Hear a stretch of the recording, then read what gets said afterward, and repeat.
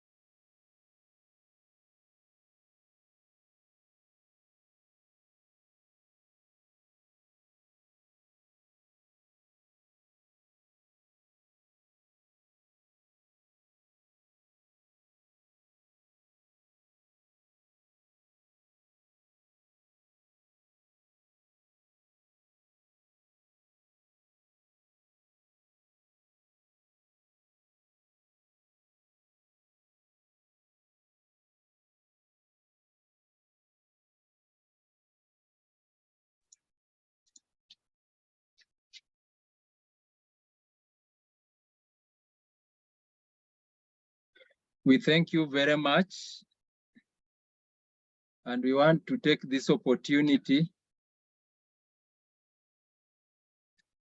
once more to welcome all the delegates. And in this case, our delegates normally comprise of African experts from the ASO member states, all the policy makers within the regional organizations and continental organizations of Africa, and also different experts from the stakeholders, that is from the regional economic communities, from the international standards organizations, and policy-making international organizations. We feel honored for all the delegates who are here, who have joined in this webinar, the 30th session of the ASO monthly webinar series, which is already February 2023. We are organizing jointly with Cameroon ANOR.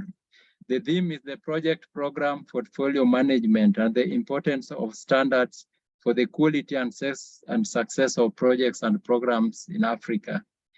We have as moderator, Mr. Babiskina, who is an expert also from Cameroon. We take this opportunity to welcome you all. I know so many people will be joining. For the interest of time, we have aligned different panelists to talk on different subtopics and who will expand further on this sub-theme. The slide before us, as you are all aware, ASO is an African Organization for Standardization, formed in 1977, and we have highlighted some of the founding members in blue. You will see them, and you see that the interest of forming ASO was at a high continental policy level.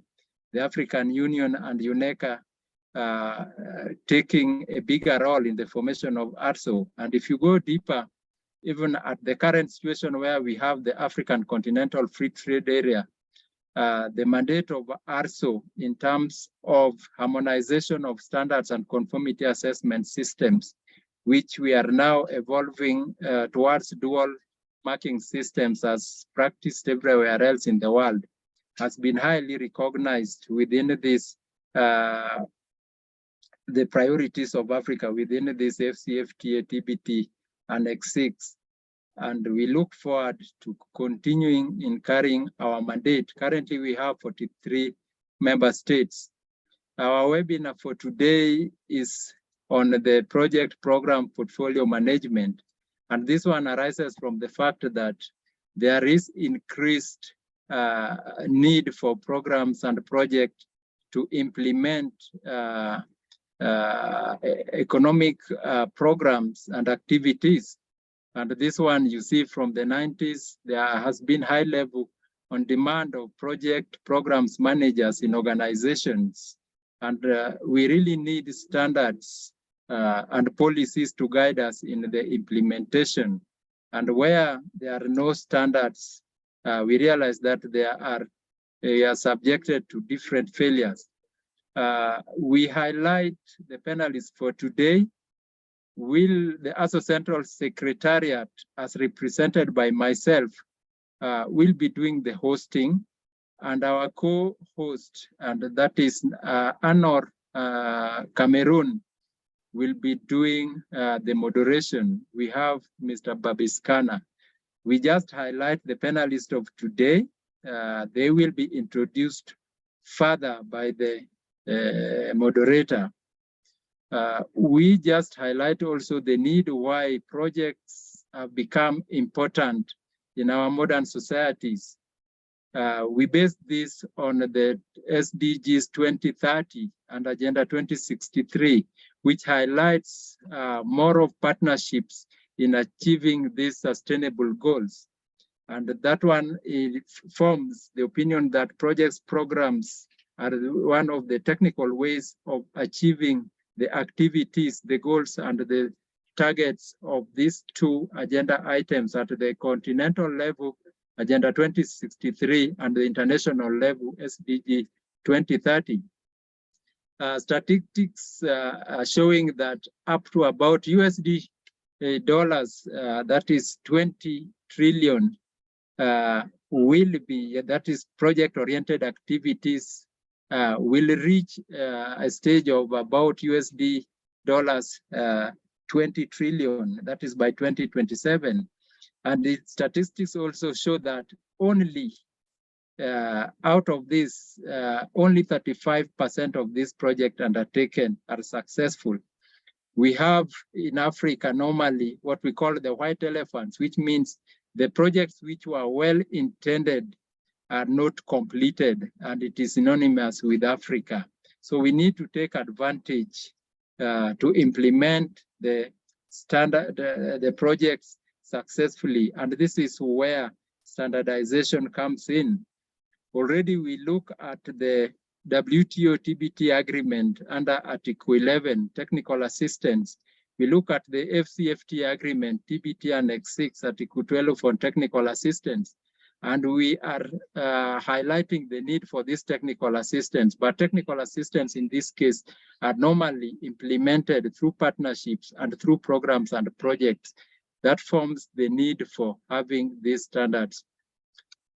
Then our panelists will give us more interpretations of projects, programs, and portfolios so that we have better understanding of how to apply and how to implement them all together in our standardization activities and also in our sustainability when it comes to SDGs 2030, when it comes to Agenda 2063, and also FCFTA. So these are some of the highlights that we are expecting to see from the slides and to hear from our panelists this afternoon. Already standards are playing a key role in this case, and the standards have given us some models that we need to follow. We are also going to have this opportunity to understand more. Already at the international level, you know, the International Standards Organization has been active in different areas. And in this case, ISO has paired the ISO TC 258, which was created in 2011 for the development of standards in the project, program, and portfolio management, given the importance and benefits of standards in implementing most of economic and sustainable activities. We will get more of this in our presentations by the panelists, but we have just highlighted the current international standardization work that is taking place. Already, we know that the objective for the webinar, this is to inform and sensitize ASO member countries on the need of these project standards, and at the same time to highlight the current participation of the African countries at the international level, which has started work in this area, and with a call that most African countries therefore need to participate, and at the same time look at opportunity of how to start maybe a technical committee for the harmonization and development of these standards in Africa, so that the projects that African governments get into through their partnerships with the international community can finally be successfully be implemented, so that we stop the idea or the issue of white elephants for the sustainable livelihoods of the African citizens and the world at large. At this particular point, I will stop here and give the opportunity, therefore, to our moderator for today to start the real webinar as we hear more from the panelists, and it's going to be an interactive session. Once more, thank you very much. And on behalf of the ASO Secretary General, Dr. Hemogene Sengemana, it is always our pleasure to have an interactive sessions on these opportunities where we reach out to panelists, experts, policymakers to share more and interact in these webinar sessions to facilitate the implementation of our activities and our partnerships. Thank you very much for now, and please welcome. We are back to our moderator, who will now henceforth take over, introduce the panelists, and call them to start their presentations. Thank you very much.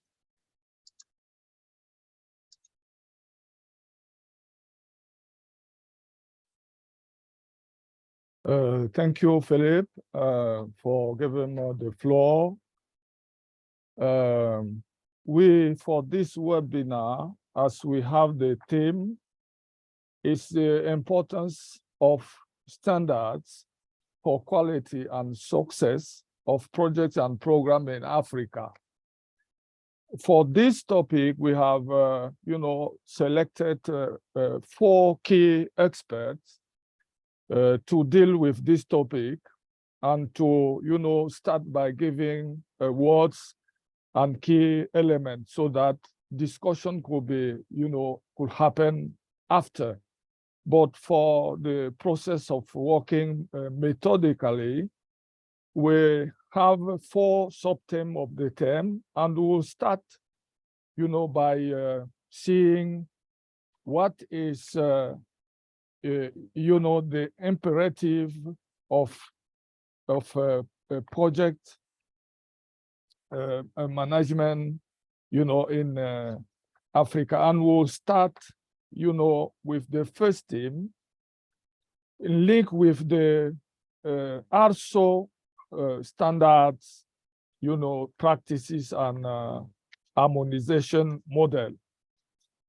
Before going inside, the topic itself, we have to see ARSO standard harmonization model an opportunity for developing African project program portfolio management standard.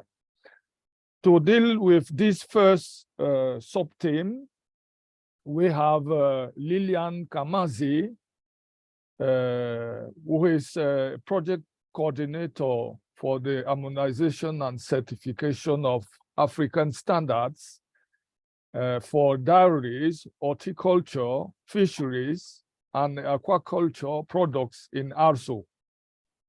This is a high-level expert. She has a very large experience in standardization. Before she joined the ARSO, she worked at the Rwanda Standard Board, where she held many, high-level position as director and the head of standard development activities. And she has more than 20 years experience, in many fields. And we will give her, the opportunity to address this first sub-theme, to see ARSO standard harmonization model and opportunity for developing Africa project program and portfolio management standard. Please, Lilian, Are you there?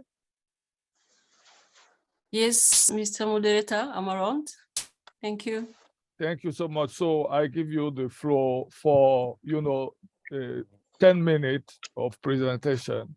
Okay, thank you so much.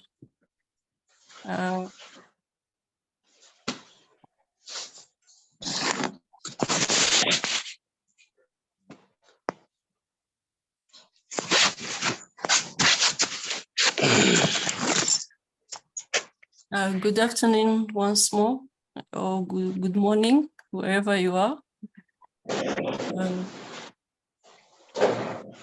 As introduced, Lydian Kamanzi, I think the rest have been said as part of my portfolio. Today, I've been requested to present to you the ARSO standard harmonization model and opportunity for developing African project program portfolio management standards. I hope you can hear me. Yes. Okay. Yes, fine, very fine. Okay.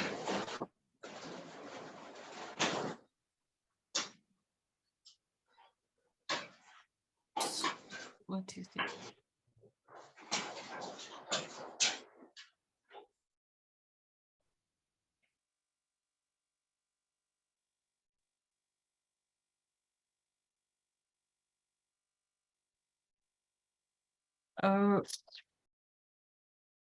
I'll start by giving a brief summary of the African Organization for Standardization, though Mr. Philip has touched a bit of it, but it's just a reminder for those maybe who were not yet there.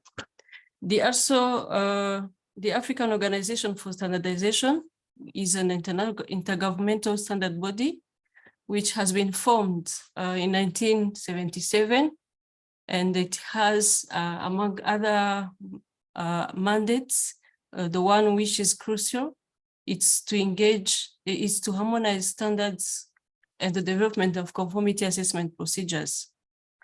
So far, we have 43 African government members represented by the national standard bodies.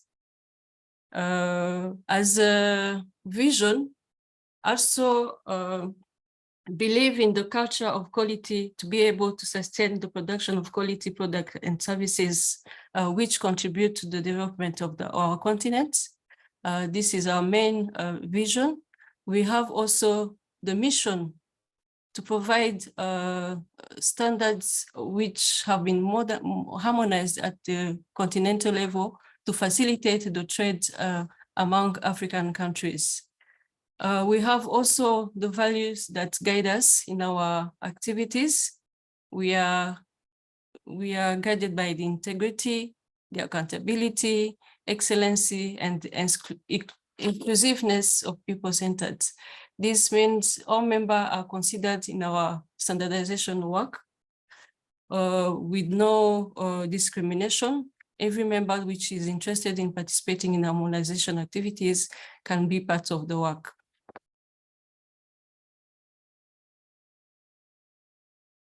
The work of ARSO is backed or supported by different treaty and policies. Some have been highlighted earlier, but I'll focus more on these three. We have the Lagos Plan of Action for the Economic Development of Africa, which have encouraged member country of EU to participate in the harmonization of activities. We have the Abuja Treaty,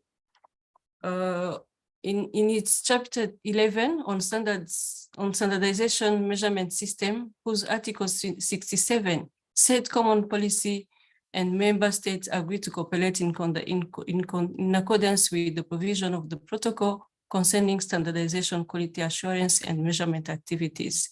Here we can highlight also under this treaty, member also has been requested to harmonize and put in place the regional certification marking scheme in order to certify those products being produced at the continental level.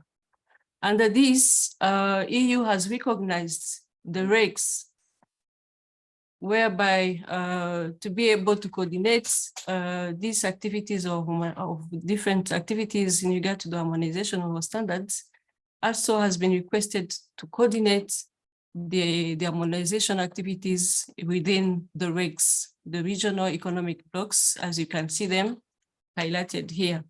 Again, within our mandate, we have been requested to implement the Agenda 2063 of the Africa We Want as per different programs that you can see. The African Continental featured earlier. We have the CADAP, the PIDA, IADA, and 3AD.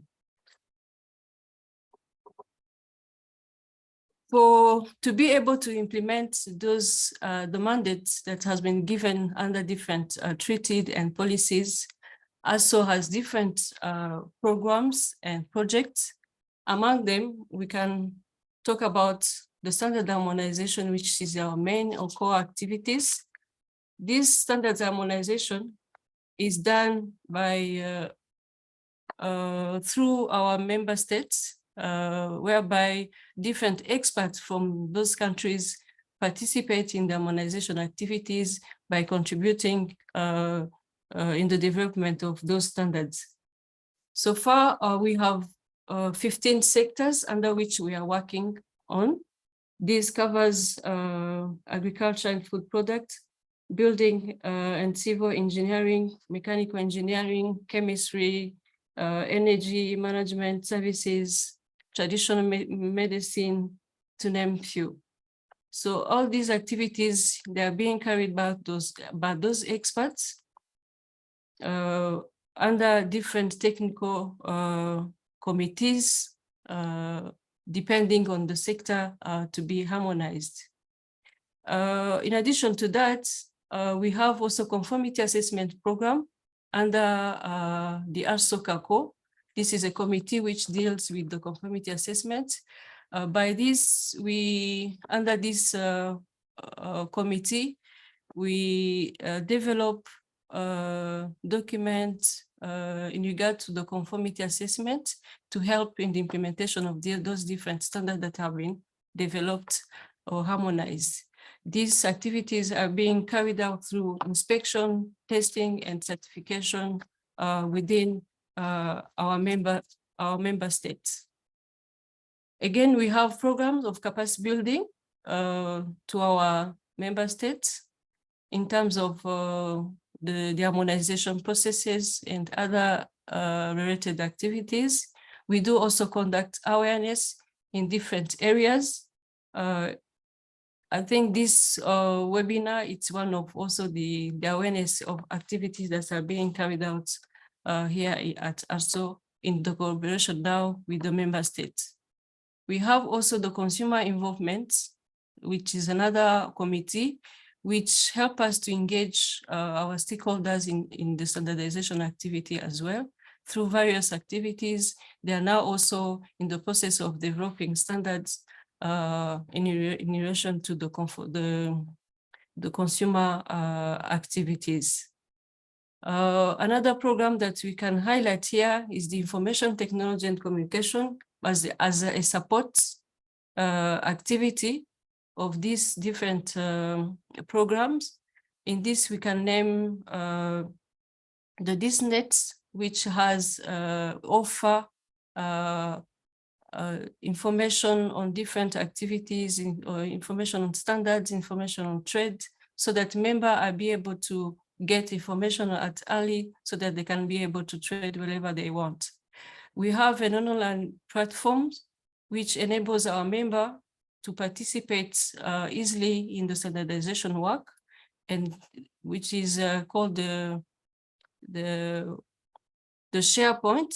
In this platform, members are able to communicate, to share documents while they are developing the standard work. We have also policy support. In the policy support, we have started developing some policies to support our activities. We are now in the process of developing the Made in Africa we have also the ecological organic agriculture, which are in process. Under the projects, we have different projects, but are complementing in the harmonization process. This means there are sectors which are active now. They are in the dairy, horticulture, fisheries, and agriculture, aquaculture. Under this project, we have 10 technical committees which are handling different components in regard to dairy, horticulture, fish, and fishery products, tea, live animals, and organic products, as well as animal feeding stuff.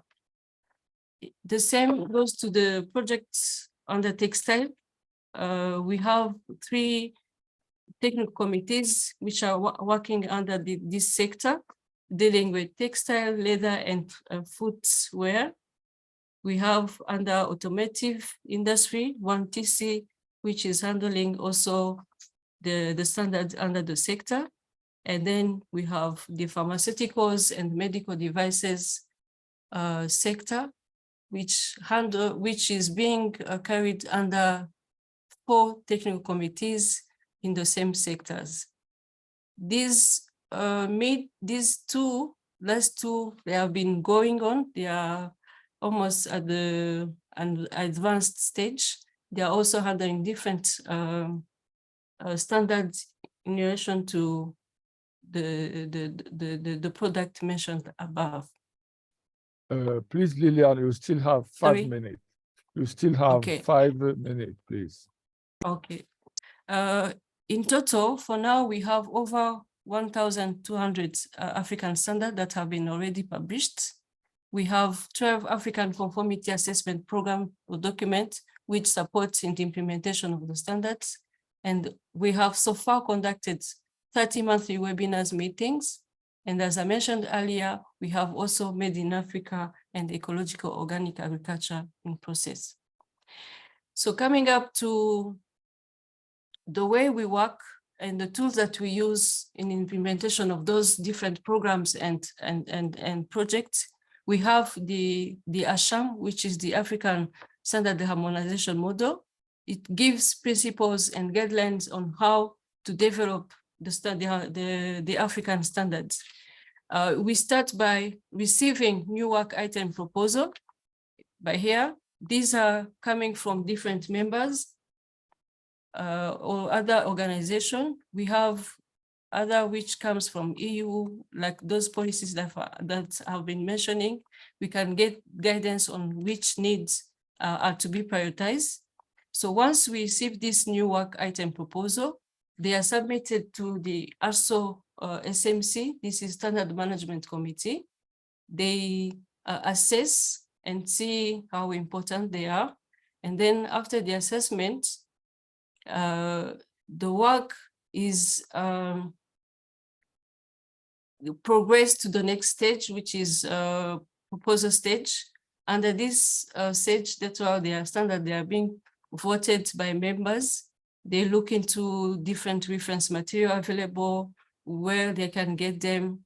And then they start even developing, it is submitted to the committee so that they can even develop the plan, the business plan, the budget, and everything that goes to the publication of the standards. When there are standards available as a reference, this process is a bit shortened. We, like say, when we have an international standards available on the same work item, it is easier and it makes our work easier. This the stage is shortened, it goes directly to the inquiry stage. But when it is a new item, it has another process it takes. It goes to the preparatory stage where the TC members now work on the documents, which is going to be discussed in the committee stage. This, after the committee stage, the standards is submitted to the member state now to seek comment at national level under their mirror committees. At that time, when the standards have received comments, they sent it back, and then they review under the TC. And then now after the TC have confirmed the comment or agreed on the comment, now the standard is sent at the inquiry stage for 2 months to enable other members to get a view on or give comments on the same. After those 2 months, standards now are approved. We have a structure, internal structure, where the standard is approved. The standard are approved by the ASO Council in their different meeting. Another tool that we use in the management of those different projects and programs, there's a new standard that has been published on grant financial practices. This standard has been published in 2018. It gives consistent approach in the management of different grants. So this standard has been published with the aim of simplifying and strengthening grant funding to improve accountability, strengthen grant management, and reduce time costs in connecting funders to organizations seeking grants. The good thing of these standards, it has a kind of maturity model whereby it enables different companies of different size to be able to implement these schemes by different levels. We have bronze, silver, gold, and platinum are being the highest level once you have complied with different criteria set in the pillar. They have those internal control, record keeping, planning, and monitoring that you have to fulfill to get the platinum.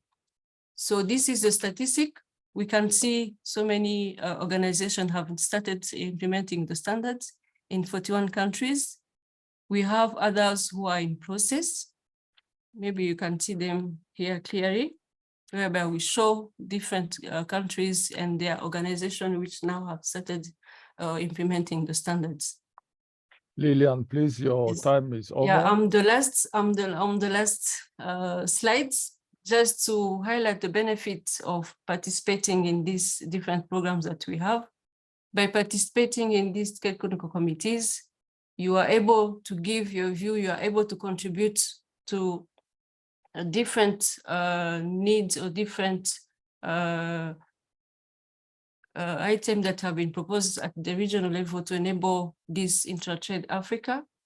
In participating in these programs, you give a chance to your stakeholders to be able to benefit in this activity of certification, inspection, and also analysis. It gives a chance to your SMEs to participate in different trade fairs and exhibition to promote their activities and their products, and also to build capacity of different institutions around the country. We have also standard education for young generation in schools, where they do essays and on different topic in regard to the standardization areas. Lastly, I just wanted to highlight that there are these projects that are coming in, like the revision of GFGP, the standard that I've stated, where that we really want people to participate now and they give their input. This standard is planning to be taken at the international level so that even also recognize it as an international standard. We have also another standard coming, which is the development of good research management practice. Maybe people can contribute and give their inputs in the publication of these standards. Thank you so much for your kind attention.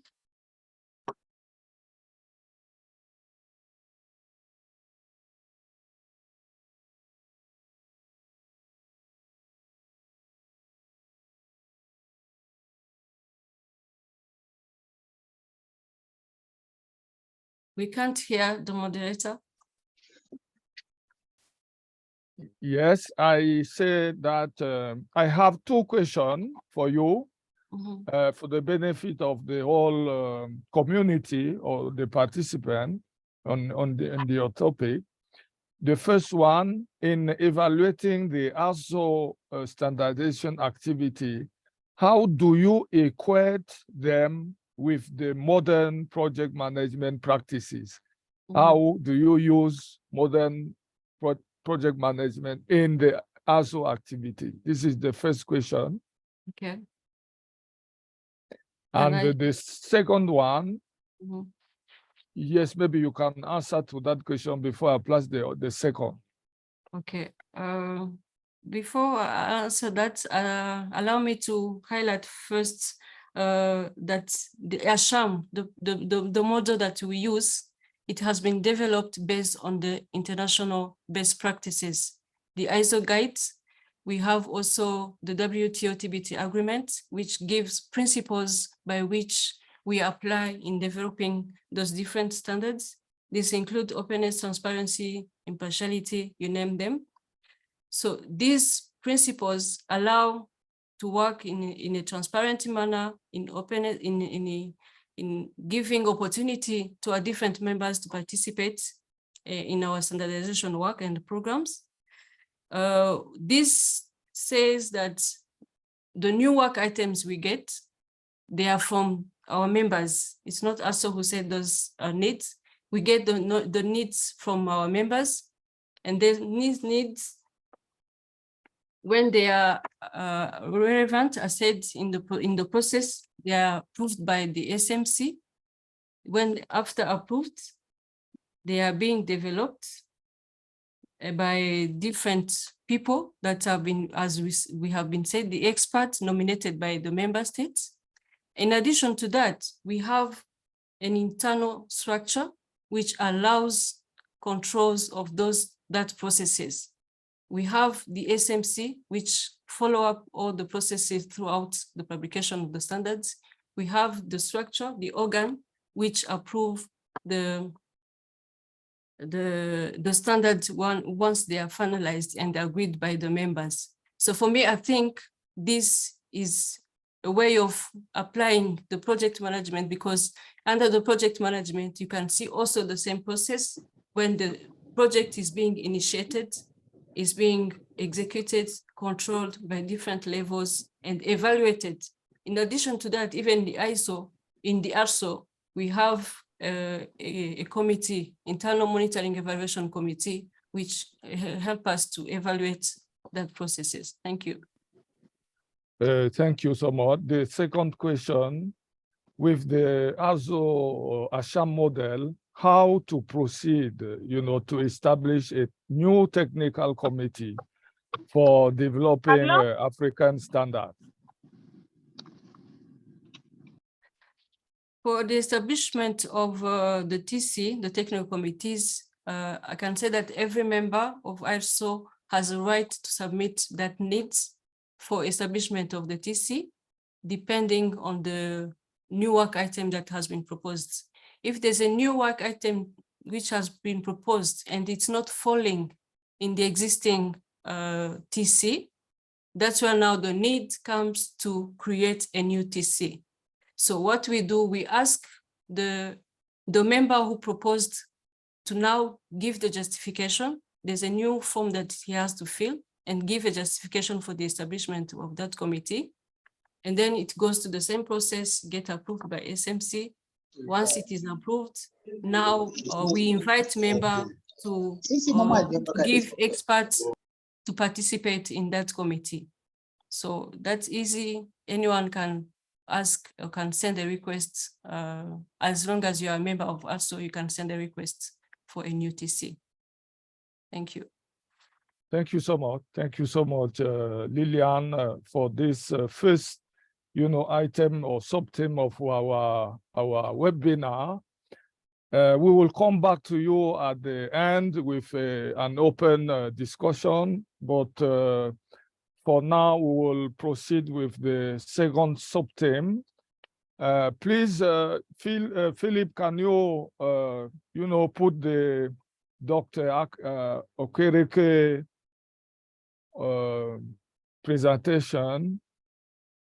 Now we have, imperative of success of project and program for efficient implementation of the African Union Agenda 2063. You know, for this key sub-team, we selected Dr. Okoro Shima Okereke, who is managing director of Total Technology Consultant Limited. This is a project and business management consulting company, you know, practicing in Africa and United Kingdom.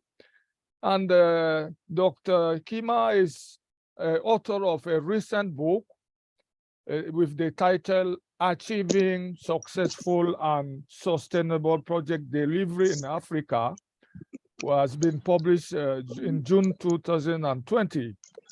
This is a high-level expert and more than 40 years of experience, you know, in different fields. And I don't have to do more on his profile because it will take many time to present him. We will please invite Dr. Okoro Shima, you know, to take the floor.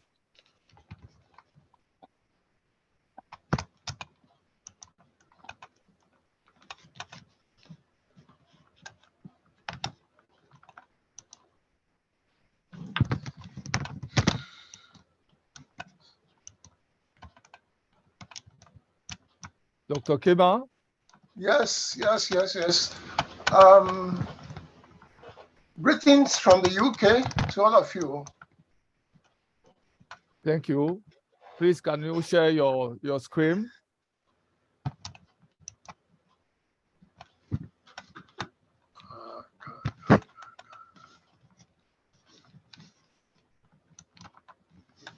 Let me see, I'll share this. So Dr. Kima is, you know, you have to deal with imperative of the success of projects and programs for efficient implementation of Africa Union Agenda 2063.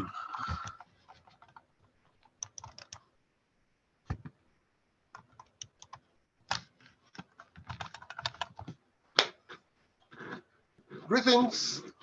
I wish to start by thanking you for the opportunity to take part in this webinar. Please, we don't see your screen. Can you share your screen?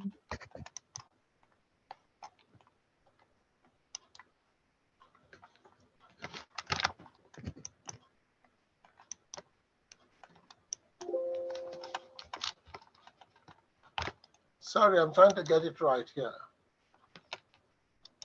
If not, maybe Philip will.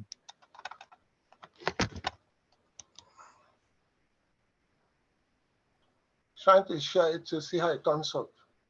It just down, share the screen at the Yeah, bottom of. I pressed that, but it's here.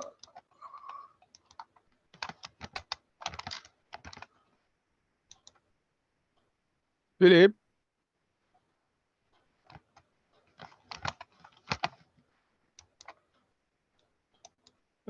Philip? Yes, if he's finding it difficult, you can share it with us immediately. Then we share it. We share it out. Yes, I've sent to you this presentation. You can check your email. Okay, thank you. Can you see the screen anyway without seeing me? No, I see you. Just I'm seeing you, but you have not shared your screen. Trying to share it, it's not coming through. Share Scan. screen. Share screen.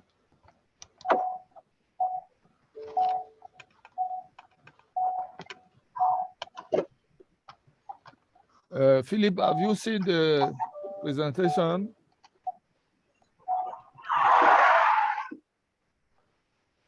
I tried it before, it was working. I'm surprised at this. Yes, but you shared before the start. Yeah, that's what I'm trying to see. Why it's not working now? We can share on his behalf if he allows. Yes, Sorry, yes. Doctor, Philip will share his screen so that you speak looking at. can you see it now? Okay. Yes, it is there. Yes.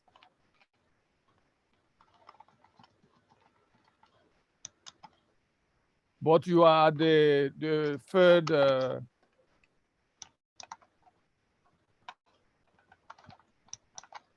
Sorry for all this, please. Philip, please, can you share so that you will present based on your sharing.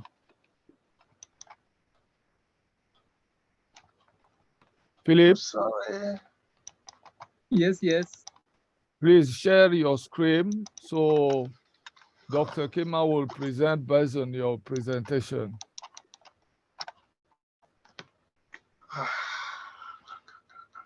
Fine. Dr. Kima, please, can you present based on his screen?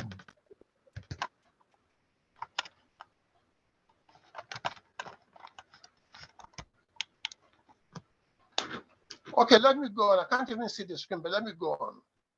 Yes. The title of my presentation is The Imperative of the Success of Projects and Programs for the Efficient Implementation of the Africa Union's Agenda for 2023.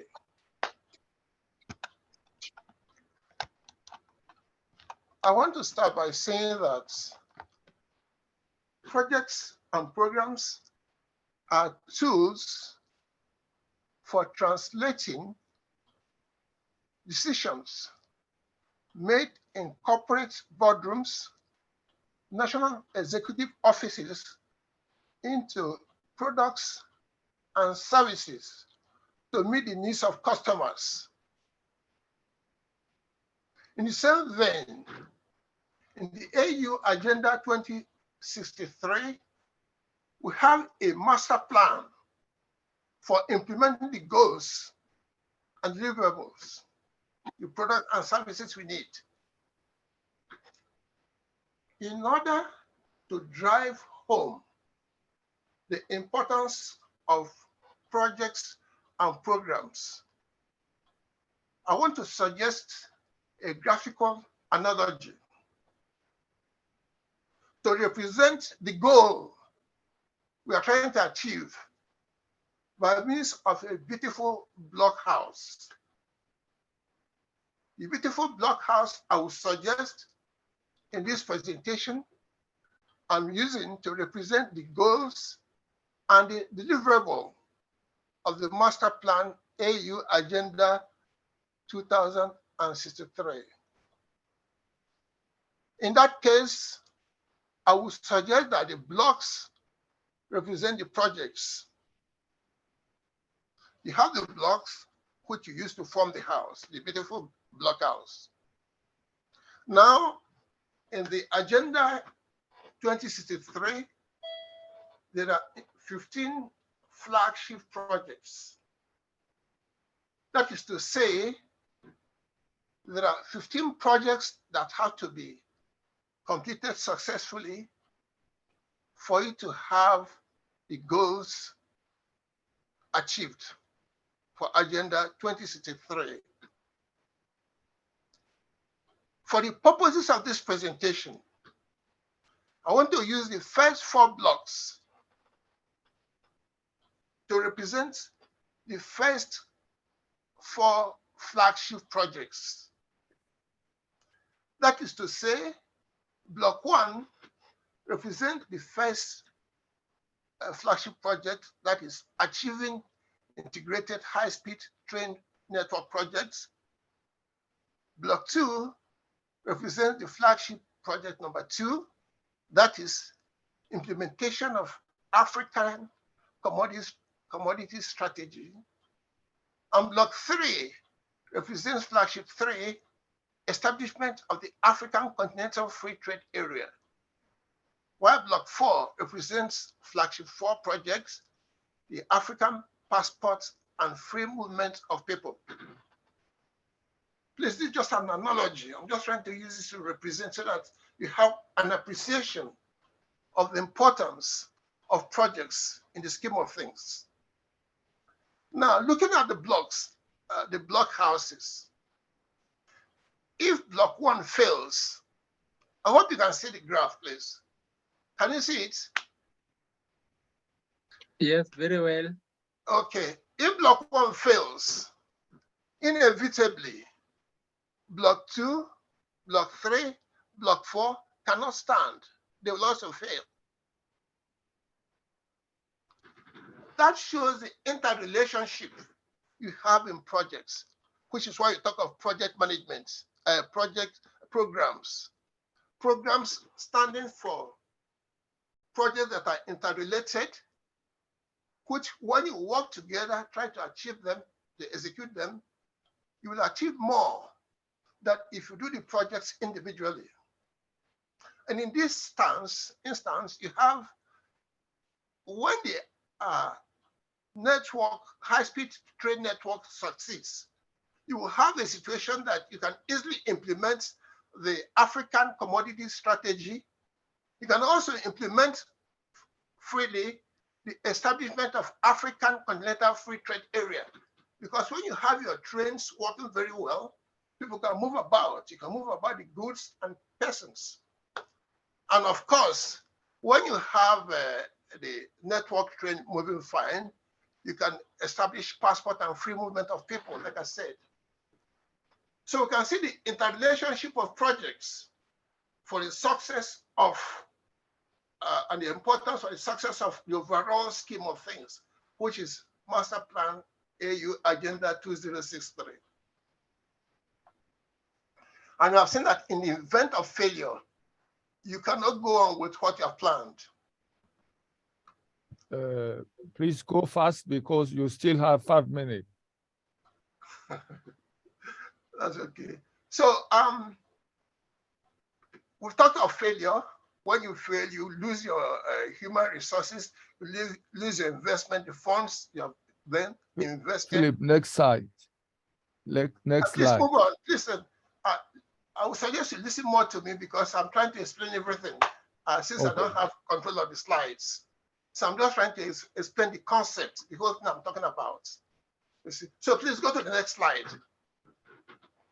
Now, the failure means that you cannot achieve all you want to do. You've lost funds, you lost material resources, the man hours invested, you've lost. The corporate strategy aspects for these projects, you cannot achieve. You've lost all that. On the other hand, project success means you have completed the project within time and budget and achieved the agreed products and services, deliverables for the customer. And more importantly, you can also achieve the sustainability of the deliverable. I must say that the sustainability of the product and services, which you call deliverable, is very important. It doesn't make sense if you invest fund planning for something like a train network for 20 years, then after 2 years, everything fails. It's just money down the drain. You don't achieve much. Now, I want to say that actually there was a real life example in a big African country, which I want to touch on. I'm doing that because it underlines the importance of projects and programs in your achievement of corporate strategic objectives. There was a big African country that invested money to have a new reactivated train network. After 18 months, the whole thing stopped. Trains were not working again. So the minister in charge was accosted. This was in July 2021. He was asked, what's happening to the trains? He said, sorry, we're out of spare parts. We don't have spare parts. I have written to the president personally, asking for money to buy spare parts. And I'm sorry, I have to call the name of the company that made it. The company is from China. Ask money, look for money to buy the spare parts so as to fix the trains again. Please, audience, this is nothing short of sheer incompetence. It shows poor planning, no business plan. And this is why the African industrial landscape is littered with abandoned and failed projects in various stages of disrepair. What do we need in Africa? We need a project management office-based project management system, which creates an opposed project management standard. Please, next slide. That's the way forward. We need such a system to ensure that we have standards for carrying out projects. We can plan our projects. We can develop people and systems that will be sustainable. With the PMO-based project management system, you can guarantee high-quality projects consistently and efficiently. And that's what we need in the African Union. Yes, we don't have anything produced as such in Africa, which was why the minister was saying he needed money to get into China to get the parts needed. Yet in Africa, we have Shell, Exxon, General Electric, all the big companies doing business in Africa profitably. They're not closing down. They're doing business profitably. Why? Because they do their business plan very well. The business plan is not an exclusive preserve of the private sector. It is what we in the public sector can practice. It's also what AU should practice so as to ensure that you have sustainability of projects. For a train system, for example. Dr. Kima, please conclude.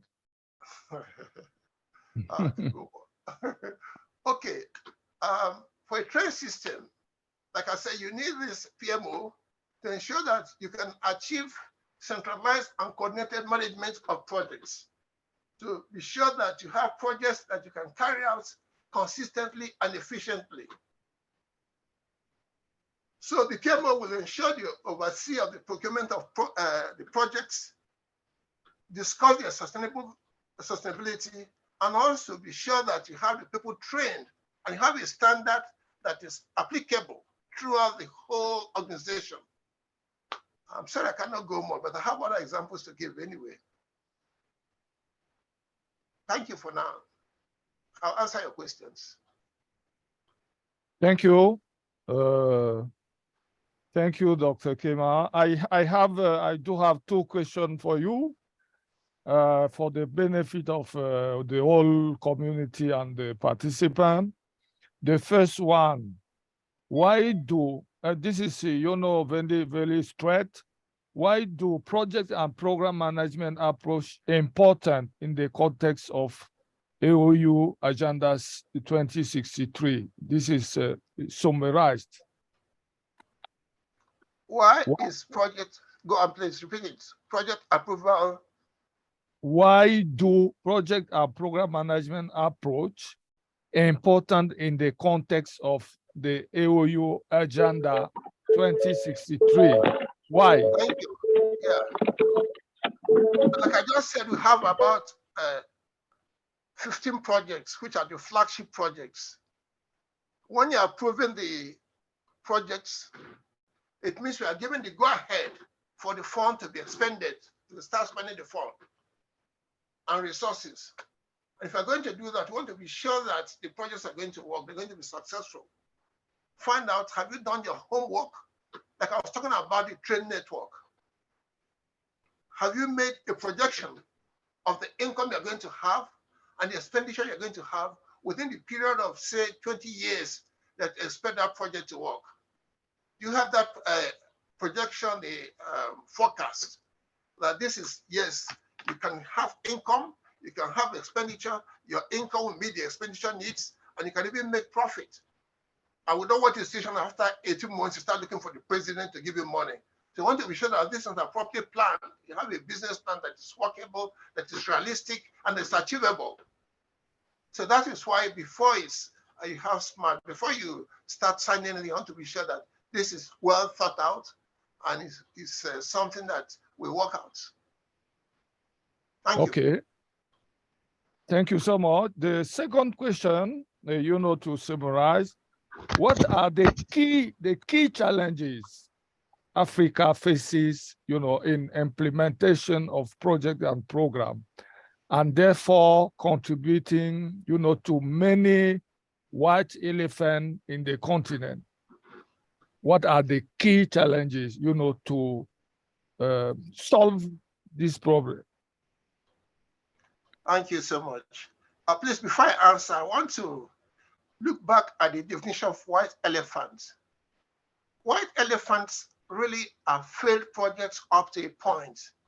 They may be standing, but they're of no good. No one can use them. I prefer the term abandoned and failed projects. Why do projects fail? Why do we have the key problems? I'll talk about the fact that we don't have the resources locally made. We don't have the skills. I have people from China, from different parts of the world, to come and do projects, and you don't have the fact that you can sustain the project, the funding, and the being able to get the resources when you need. Now, they're not insurmountable problems. There are problems people surmount, which is why I have the shells of this world in Africa. In Africa, you have Shell and all that, and they have their business plan, and they look at what is happening. I have an example from Shell. When I was working in Shell as a young Egyptian, we had a situation that we had gas turbine power generators working very well.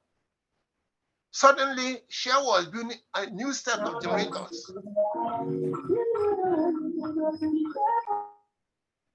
They were building a new set of generators. We asked, why was this happening? They said they had looked into the system to see that the current gas turbine generators were not sustainable. Their makers were out of business. So they had to look for another set of generators that could be sustained. That is business planning. That is having the foresight to be sure that it is not the fact that I need a generator, it is the fact that I need a service, power supply being provided by that generator. So that you have to be sure that you have people who have the skill, trained people that are building up the project. You have people being trained by the contractors. So that when they go out, you have people who can sustain the system, work on them, and you have a system for bringing the spare parts you need. And of course, the fund. Like I was talking about the train. When you have a train network, you generate fund when people use the train. You generate fund when people move goods. So you have an income. You can make a forecast, a projection of how much money you need in 10 to 15 years' time. Can this sustain your operation? If you know that, yes, then see the expenditure you're facing before you sign the project you are going for. So we have to be sure that we have a good business plan properly thought out and worked out on the table before we go on. So people being trained, for the resources fund being available, and not just the one from the government, but the one that the system will generate as you're using it. I have all this properly discussed in my book, the book that was mentioned. That is the achieving successful and sustainable project delivery in Africa. I have looked at the various systems in the various countries to come out with this. So projects fail because they cannot be sustained. We don't have the fund, we don't have the skills, and everything is, most of it is imported from outside. But when you have it properly planned through a PMO office, PMO-based project management system, you can sustain it and to be successful. Thank you. Thank you so much. Thank you so much, Dr. Kema. We'll come back at the end with general discussion on this subtopic too. We'll move to the third subtopic, the role of standards and qualified professionals for the success of project, program, and portfolio, in African public and private organization. For this sub-team, we selected Mr. Amin Seydun, who is Executive Director of International Project Management Association, IPMA, since 10 years. This is an international federation of 71 project management organizations around the world, and which is based in Zurich. And Mr. Amin is author and co-author of several articles in economic and project management. Is a very knowledgeable guide. He's also lectured in universities in Cologne in Germany. I will, give him the floor so that we can benefit from experience in this key sub-theme, the role of standards and qualified professionals for the success of project, program, and portfolio in African public and private organization. Dear Amin, are you online? Yes, I'm online, ready. Okay, thank you so much. So I give you the floor so you can share your screen. Okay.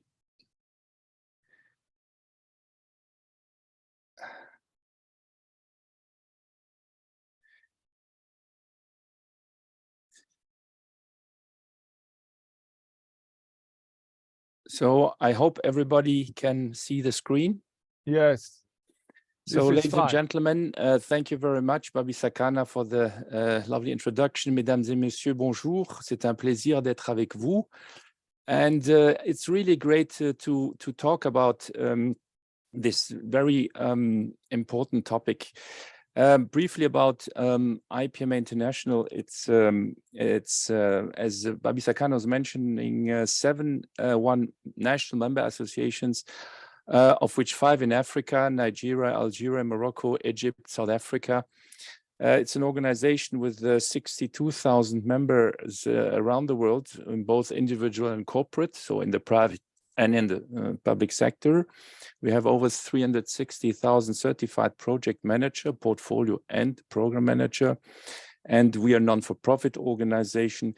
And I personally had the pleasure to attend in 2012 the TC 258 technical committee, where also we met Babi Sakana, remember, in Pretoria at SAPS.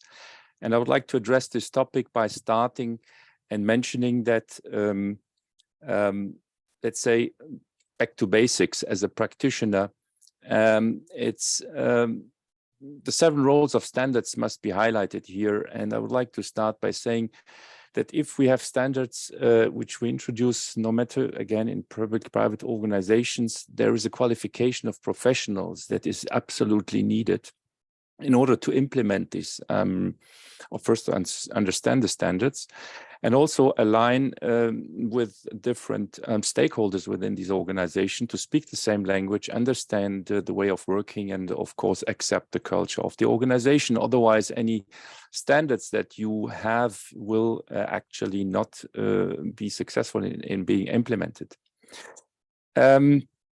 The next point I would like to underline in terms of important role is the fact that you have the possibility, thanks to standard, to assess the professional examination. We have an ecosystem of certification, both at individual and organization level in IPMA, but that is a prerequisite. Without this standard, we cannot do this assessment, which are critical because people sometimes leave the profession, and then after 5 years, when the certification expires, they need to go back or at least prove that they have been working in this area. That's why the professional development of people who are working on a daily basis in projects or program or portfolios, they need to come up with the so-called continuation professional development evidences, and that's very critical when you have a standard. A standard is important because, of course, the role is to develop the network of professionals and standards. Let's say they are moving and evolving.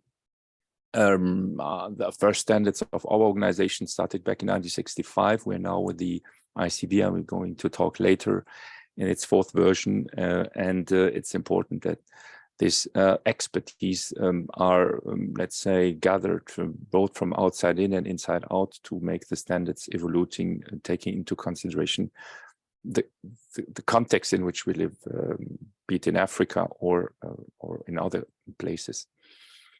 And the standards are usually linked to a code of conduct, which is really critical because still many people around the world do not understand, or let's say, do not know that being a professional in project management is a real profession, and that it's not just by accident that you are a project manager, program portfolio manager.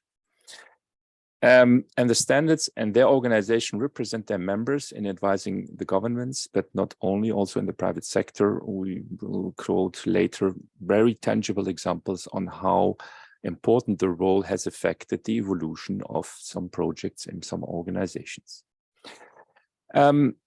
Different standards in project management follow similar objectives. I would summarize these two objectives in, let's say, making that project successful, or, as we heard earlier, reduce the number of white elephants. I don't need to explain or, let's say, detail to you all these standards that exist. I think one challenge is very often for stakeholders to choose among which is the best for them. And that's probably where people who have some knowledge, like you experts, but also people who are in this organization can advise or let's say give some guideline on which standard is best to be using in order to progress and achieve the strategy of an organization. I will a bit preach about the individual competence line, which I know the best, which is the one that was developed in IPMA since many years, as I mentioned. And I would like to mention the following, that it is very important to underline the examples that are very often quoted, at least in the environment in which we work, namely that it's good to have people who are well certified according to standards. And in our case, it's competence built. Which means that we have 3 categories of competences: perspective, people, and practice competences, in total 28, against which the standards is measured, or let's say is the candidates who are certifying at individual level are measured. But it's very important also to see that there is a lot of people who are stakeholders, like coaches, like consultants or trainers, who are certifying in order to have their role in the project context, not necessarily as project managers. But it is also important to see the standard in a more organizational and larger context. That's why we have the famous organizational competence baseline that helps to get a better awareness at the highest level of the governance of organization, be they public administrations or private large organizations. And that's very critical to also realize, because it does make sense to have a series of great project managers, and then in their organizations, they are not given the freedom to implement the standard.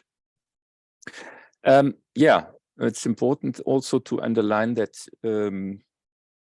standards have a role, especially in a, I would say, context. We all know the VUCA context, which now, since a couple of years, is more known as BANI, brittle, anxious, nonlinear, incomprehensive.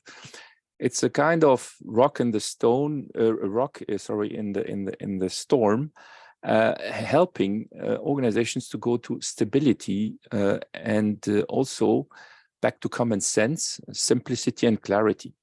And that, of course, as Lena and Koch explains it in a very interesting article, when they address the organization ecosystem at the people, value, and structure level.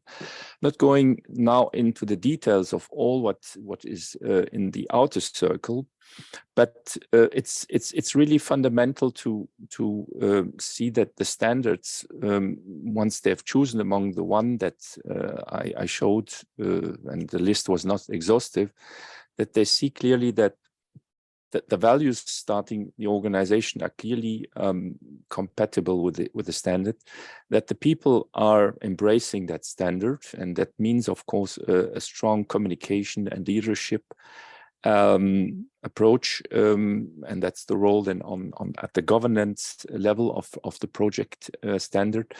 And then, of course, implement the structures that will be helping to implement at operational level the standard, and let's say realize the benefits that are often defined either in the strategy or then on a shorter let's say term on the biennial plans or the budgets, the annual budgets that are followed.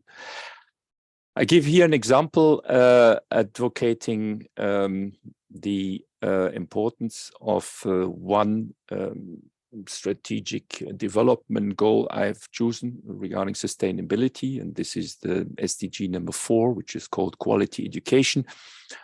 We did this already at, let's say, organizational level for a large company that was interested in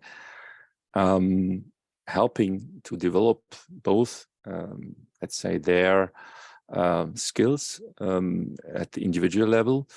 And if we see what happened here, for example, in Sierra Leone, in Rwanda, they put it on the highest level of their agenda. And that is very important because we also consider, and we see that later, that, let's say, project management and standards not only start at the, I would say, university level or in terms of education later, but also already at the schools levels, and we developed a specific ecosystem with that regard. And that brings me to very tangible examples on the importance and the role of standards.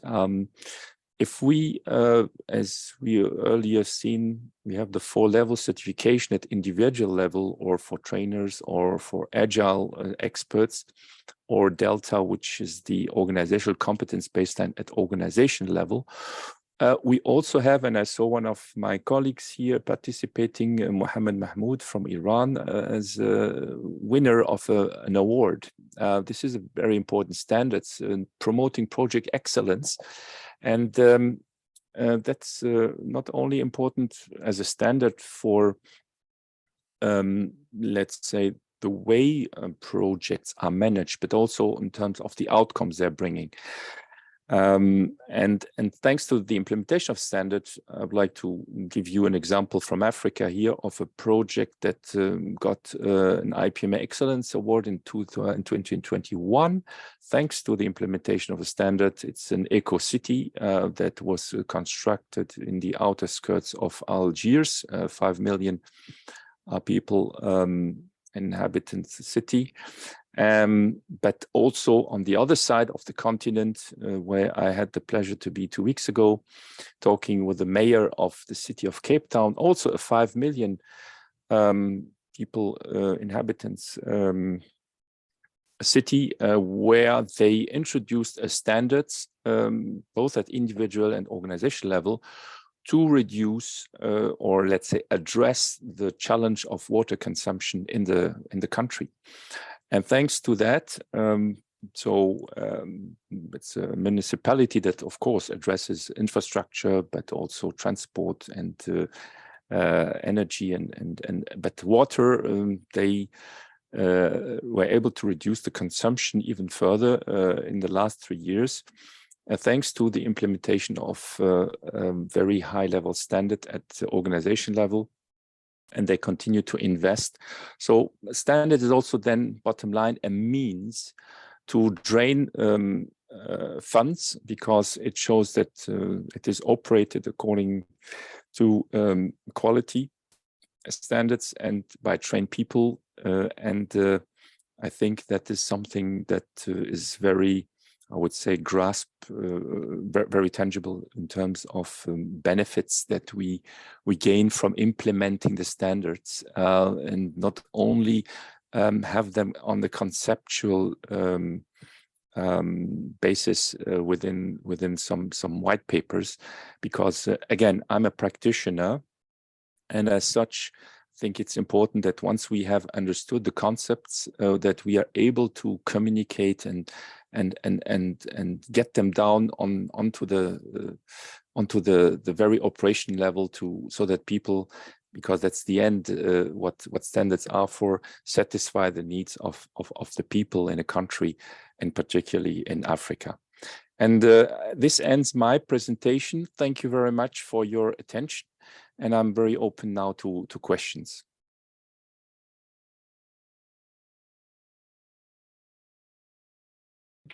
Thank you so much, Amin. I do have 2 questions for you, to summarize, and for the benefits of the whole community and the participants. The first question: what are project program portfolio standards, and what is the role and benefits in sustainable development? Why do they matter? Why project program management portfolio standard they matter? Why Yes. do they matter? Yeah, thank you very much.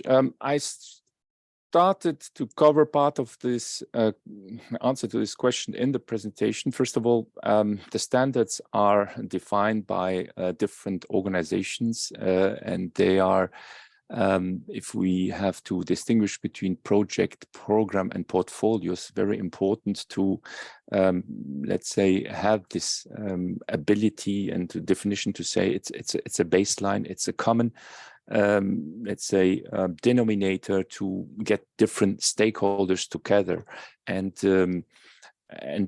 have a roadmap to address the challenges that were described also earlier at meta level, government level, like 2063, but also at organization level, as I described it. So that's important.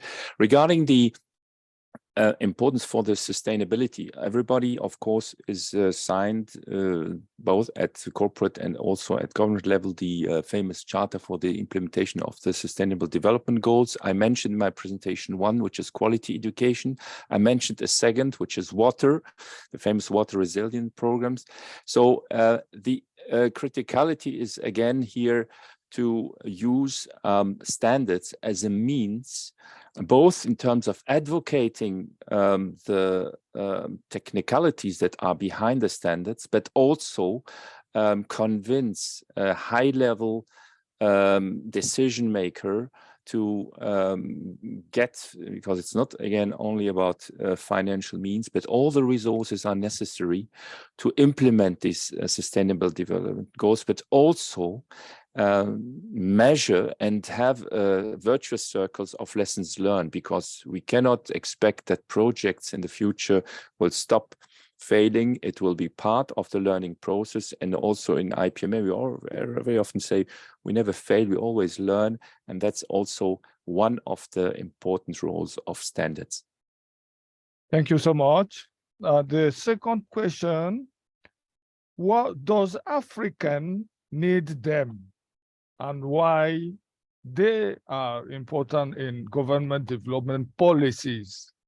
Yeah, I think it's very important that when policies are being developed, that the policies take into account the standards, but also some very, let's say, maybe obvious, but often forgotten aspects. The first one that come with standards is the resource planning for education, for training measures. I mentioned that. The certification of people in organizations, the resource planning for recruitment of the competences. We also need the resource planning for the implementation. People before me spoke about project management offices. So all this needs to be considered when a policy at governmental level is written or drafted. The second aspect is the benchmarking and networking. It's important that thanks to, again, these meetings like today, the standards and the people who are attending, that they are able to network to also address the transferability of projects that have been successful in one areas, in one country in Africa, can be transferred to another. I was giving again the water resilience program in South Africa. And the last one is about the orientation versus agility. So a standard is very important when we drafted for a development policy to orient ourselves and to have a kind of guideline in a VUCA or BANI world, but at the same time, it's important to remain agile because while between the time we develop a policy and the implementation, time elapses, and that needs readjustments. Thank you so much. I mean, thank you very much. We will come back at the end with the general discussion. But for now, we will finish with this last sub-theme,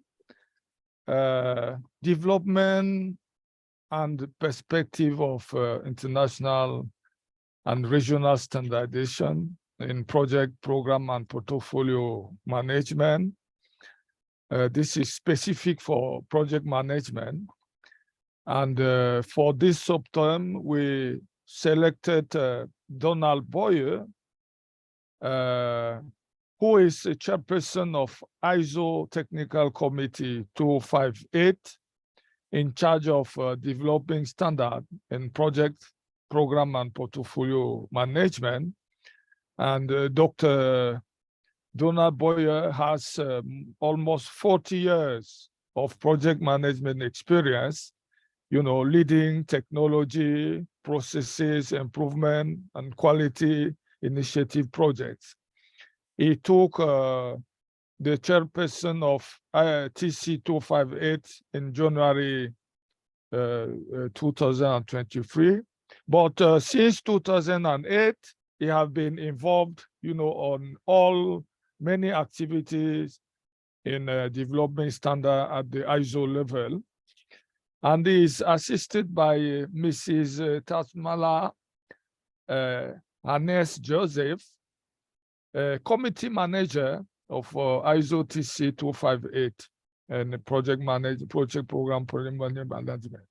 So she also worked on behalf of American National Standard Institute, to administer the secretariat of TC 258 as community manager. This is also a high-level champions in standards, in standard development with very large experience. I will invite Dr. Donald Boyer, to take the floor, and you have, 10 minutes to present this last sub-theme. Don, are you online? I am online, and Zara is going to share our slides while I guide us through them. First off, thank you very much to ARSO for this opportunity to speak with this team. I have to say, I am very impressed with the depth and breadth of the activities going on in Africa. I had no idea of everything that was being done there. And I feel very lucky to have learned that today. Our agenda is brief. So Zara on the next slide talks about ISO and TC 258 briefly. We'll spend some time talking about the standards that we have developed and where we are headed in the future. And then I will conclude with some points about participation in TC 258. And I know there's actually a question relative to that also that I'm looking forward to answering. So at this time, I would like to turn it over to Zar to address the next couple of slides. Thank you, Don, and good day to everyone, morning, afternoon, depending on where you are. And it is really a pleasure to be here. So it's interesting though, because we prepared this slide maybe a week and a half ago, and the numbers that I have up here for what ISO is in terms of the standards that they have, the members, and even the technical committees have changed. So just bear that in mind, that things change very quickly within ISO, and I will just touch a little bit on what these new numbers look like today. But ISO is really an international organization responsible for standardization. It is independent, it is non-governmental, and at this time, there are 167 members in ISO. The members of ISO represent national standards bodies, or I'm pretty sure some of the terms that we might be familiar with is National Standards Bureau or National Standards Board. And ISO is really about each country. You have one member per country. So ASO, which is a regional standards organization, will not have members, will not be a member of ISO, but the members of ASO, in fact, can and are members of ISO. So think of it much like, I suppose, an anthill. You see that one anthill, but know that under there is a number, thousands, millions of ants working. And that's what ISO membership is. While ISO is one entity and the ISO members are national organizations, within there you do have hundreds of persons participating in the technical work by being members of their national technical committees. And that transcends into ISO's technical committee makeup. At the time we prepared this, we had 810 technical committees, but today there are 812 technical committees. So it has increased by 2, and that is because of some new approvals to form technical committees that would have just happened. So these technical committees is where you find individuals participating. And that's where, when I say, think of that anthill concept, you have in the background millions of people working towards the common goal of developing the standards that ISO have. And that portfolio really does range. You have standards covering quite a wide range of topics, and project, program, and portfolio management is just one of those topics. And our technical committee, TC 258, is just one of those technical committees that ISO have. So all different aspects are covered by ISO, and an understanding that it is a network of standards bodies and really working towards the common goal of having international globalization or international understanding for various standards matters. The project, program, and portfolio management technical committee actually has some 8 published standards, and I will come and let you know, what exactly those topics are. But the mission of this committee is really to provide practitioners, executive management, team members, consultants, anybody involved in the practices of project, program, or portfolio management, real practical information through the standards. We're giving relevant documentation that you can apply. And if we think back about what ISO does and what how the standards are developed with different persons coming together, when you have those standards coming from the TC 258, you have perspectives from around the globe having that agreement on this is what the standard should represent. We do have one project under development, and of course we're looking to expand that some more. We have our work, or we are able to advance the standards through various committees as indicated. And for our TC 258, there are 2 active committees. One is a working group and the other is an ad hoc group. And this is just ISO's way of organizing work into smaller portions where you have persons or experts volunteer and focus and sort of work on the documents. And we do have some 4 advisory groups that are set up to help the administrative, think of some of the technical work that has to be done, look at the future, what's needed for this committee. So as we have projects, as we have more work coming on board, we would see an expansion in the amount of active groups that this committee currently has. In terms of the work that we do have into elaborating on the standards that we have published, we have specific guidance for project management, for program management, and portfolio management as 3 separate standards. A high-level document that speaks to the concepts and it gives the context of project, program, and portfolio management. So it's sort of like the roof, and everything else comes underneath there. And we try to ensure that there's consistency through the standards that are developed based on what is found in that context and concept standard. There is the standards that speak to governance in project, portfolio, and program management. And we do have a vocabulary because, again, we're talking different perspectives from across the globe. So we try to elaborate or have a standard that would help us understand this common language, or have a vocabulary, set vocabulary for project, program, and portfolio management. There's also the earned value management standard for project and program management, and the work breakdown structures. Under development now is an implementation guide for earned value management, and that it should be out for public comment pretty soon. So through your national standards bodies, you can, of course, get involved, and Dawn will speak some more, because that is one of the great benefits of being part of ISO. You can get involved, provide feedback, and provide comment on that standard in due course. And as anything, if your member body is a part of this TC, you can actually be involved in the working group of the standard. And some of the potential work we're looking at, when we think of the future for project, program, and portfolio management, we see some work based on the ISO's evaluation and approval process, of course.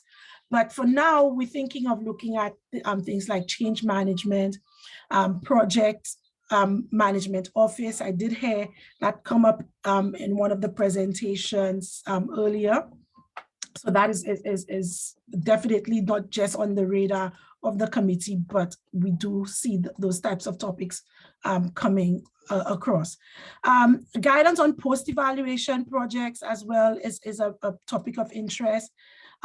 Guide on the governance of multinational projects, implementation of project management practices for developing regions of the world. And that is where we're thinking of doing a type of implementation guide again, but this time not focused on a sector or industry, but focus on developing regions or developing countries, how they would implement what's in the project, program, and portfolio management standards. And we continue to do maintenance work. We have the 8 projects that are active every 3 to 5 years, depending on the type of project. We have to update, we have to keep it current. We have to ensure that it still speaks to the industry that's using the standard, and that maintenance work, of course, will keep us busy. So I'll pass back to Dawn, who will speak some more to the participation of African countries within ISO and specifically TC 258. Dawn? You still have 3 minutes. Okay, 3 minutes is perfect. No problem. Thank you, Czar. So this is our last slide. And so 3 minutes is more than sufficient. Thank you. So the takeaway here really is the blue box on the right. We are always looking for new member countries to get involved. We found the benefits that are listed here. It's really your opportunity to have your perspective heard and considered while a standard is being developed. It also provides you increased insight into what's coming in our standards, into emerging standards, or even updates to existing standards. And it also helps to raise your country's profile in the international community. So the opportunity is there. And I have found in my experience, it's a two-way street. The ISO community gains so much by having the perspective of a wide variety of countries. So to me, that's why it's critical to get as many countries involved as possible so that we really can get that broad spectrum of input from around the world. It's very easy for us to lose sight of what's going on in other countries when we have a small group. So that's why, for me, the fact that we've had 39 participating members so far, 23 observing members, and the 5 liaison organizations all providing input, that's been very beneficial as we've developed the current standards. But I say there is always opportunity for more to get additional perspective.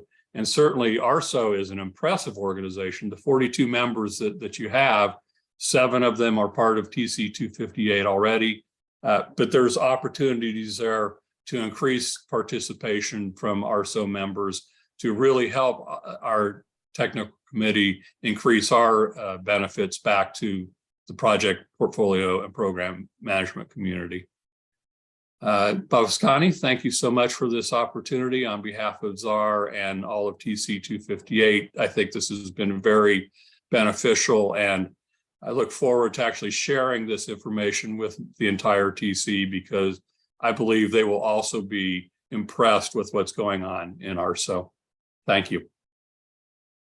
Thank you so much for closing this session. This sub-term, we have 2 questions for you, Don and Joseph.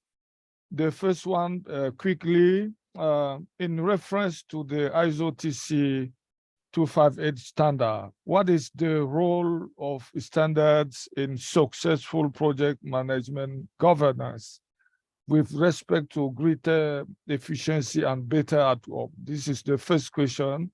And the second, what are the benefits of Africa participating in the ISO TC 258?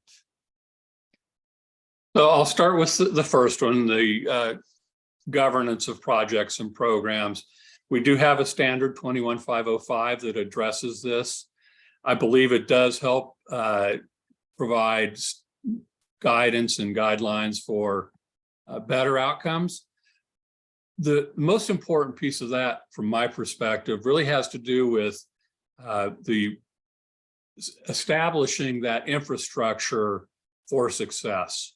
By being able to do programs and projects in a similar way across your organization or across your country in some cases, that really allows you to take advantage of what's going on in other parts of your organization by increasing that standardization.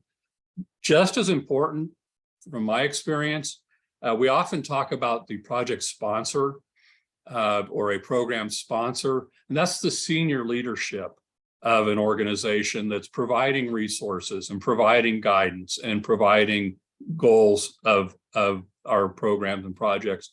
And when you have a formal governance structure, it helps keep that group focused on the goals. Whereas sometimes without that governance infrastructure, changing priorities can lead to less than optimal outcomes on our projects and programs, which is a polite way of saying our senior leadership gets distracted by something else, and they forget that they have an obligation to be our project sponsors.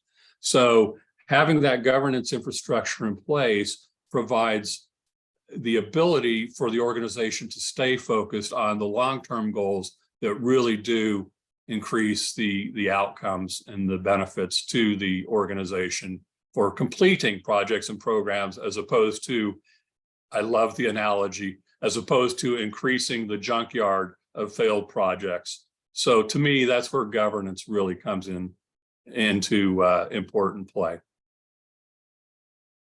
Thank you. The second question is what are the benefits of Africa's participation in the ISO TC 258?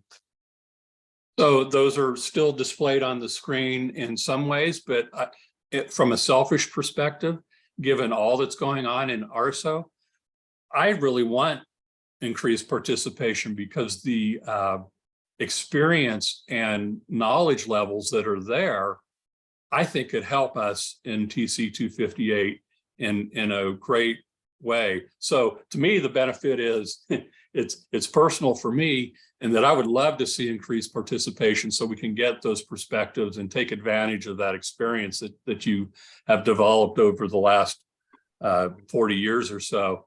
But there are benefits back to the participating organizations, as noted here, where it really is a chance to get increased insight into what's coming down the road from TC 258 and to raise your organization or your country's profile in the international project, program, and portfolio management community.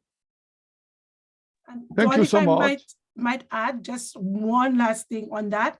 I like the phrase, the biggest benefit for taking part is that you become a standard maker and not a standard taker.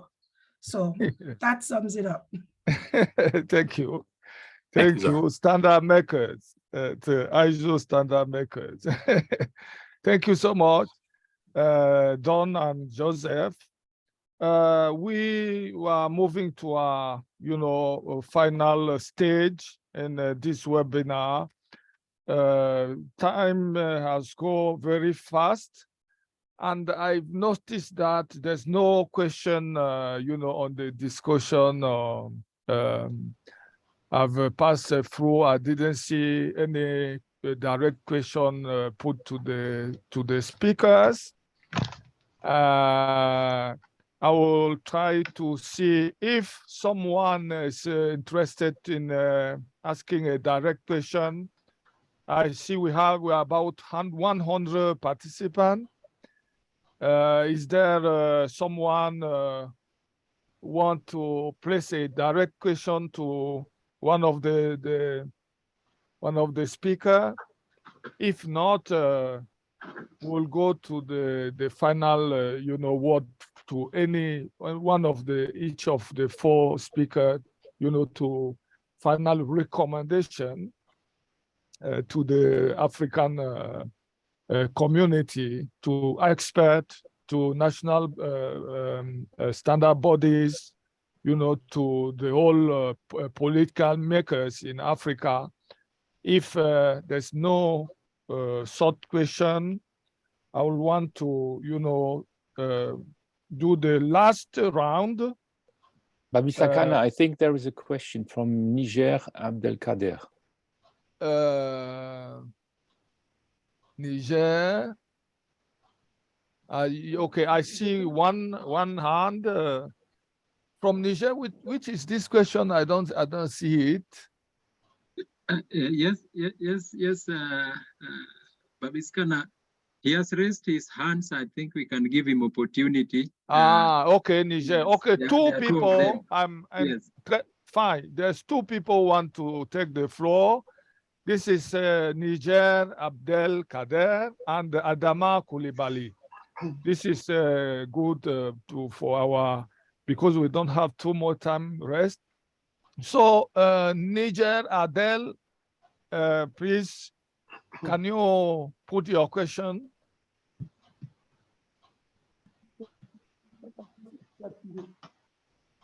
Vous m'entendez? On vous entend. Est-ce que vous pouvez vous rapprocher du micro un peu? Merci. Ok, c'est bon. Vous m'entendez mieux maintenant? Très bien. Ok, bien. merci. Donc, je félicite d'abord ARSO pour cette initiative qui nous permet de mieux connaître notre association et de nous rapprocher beaucoup plus des bonnes pratiques dans l'élaboration des normes au niveau africain. Mes félicitations à ARSO. Et je félicite aussi les experts parce qu'ils ont été vraiment moins à la hauteur des attentes. Cependant, j'ai une question, en fait, deux questions. Okay. La première question, c'était de savoir, dans le processus d'élaboration des normes ARSO, parce que j'ai vu dans le schéma, sauf si ça m'a échappé, je voudrais savoir les membres du comité de validation, comment est-ce qu'ils sont constitués? Parce qu'il y a un comité de validation, comment ils sont constitués?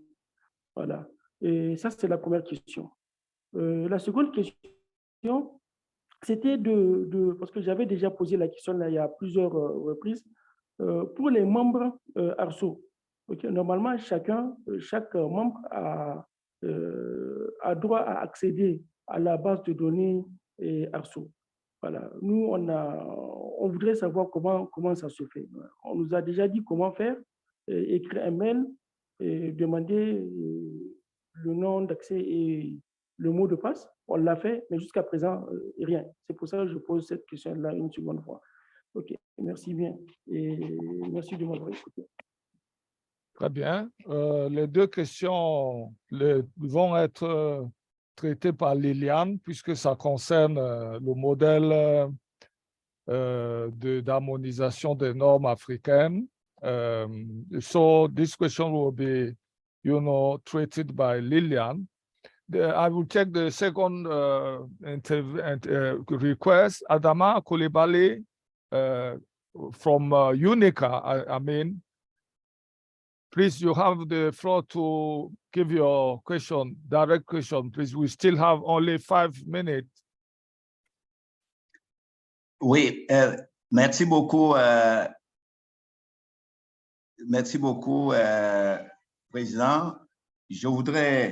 Ma question, ça part du constat qu'il y a seulement, comme vous l'avez relevé, seulement 7 membres. ARSO a 42 membres, mais il y a seulement 7 membres qui sont pour le moment avec le ISO TC 258. Et j'essaie de comprendre un peu ici, quelle est la barrière? Quelle est la barrière financière? Est-ce que les choses sont beaucoup plus en termes de barrières financières pour vraiment devenir, à surmonter pour devenir membre et aussi pour que nous ayons systématiquement cette dynamique de voir tous les membres si possible de ARSO de devenir membres, s'approprier vraiment cet outil qui existe depuis longtemps. Tout le dispositif de ISO date depuis les années 1987, mais jusqu'à aujourd'hui, quelle est la barrière, quelle est la difficulté et que nos pays sont encore au niveau de la pente et non pas au niveau de la descente pour véritablement s'approprier les outils. Merci. Très bien, Adama, merci pour cette question critique. En fait, pourquoi, alors que nous avons 42 membres à l'ASSO, il n'y en a que 7 qui participent aux travaux du CT 258.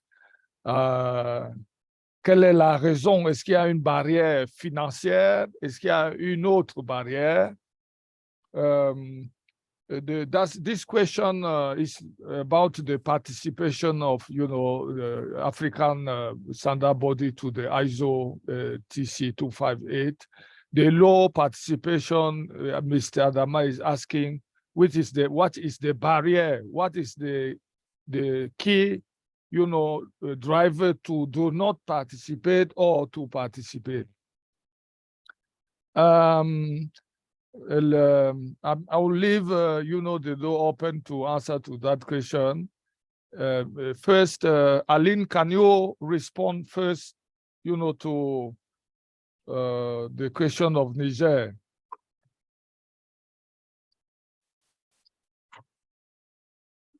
Aline?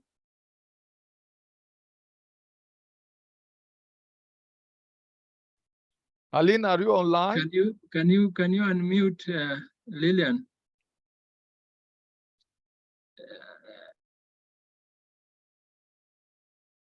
Lilian? Okay, I think you can hear now. Yes. Yes. Yeah, if I got it well, on the first question was on the establishment of the committee. Validation committee. Validation. Yes, the validation committee, how he was asking how this committee is constituted.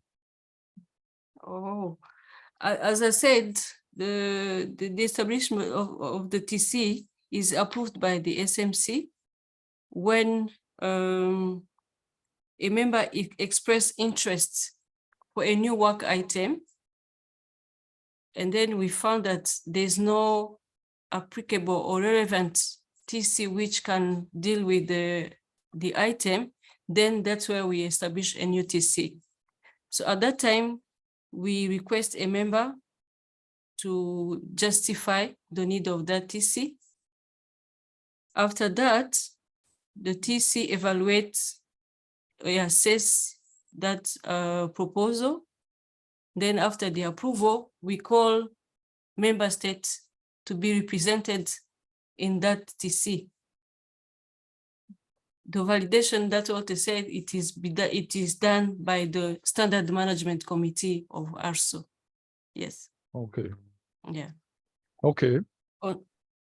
And the second question about the member of ARSO access to the, your platform because you were speaking as a member. Yes. Member have right to access our different platforms for as long as you are a member of ARSO. You are given access to those different platforms.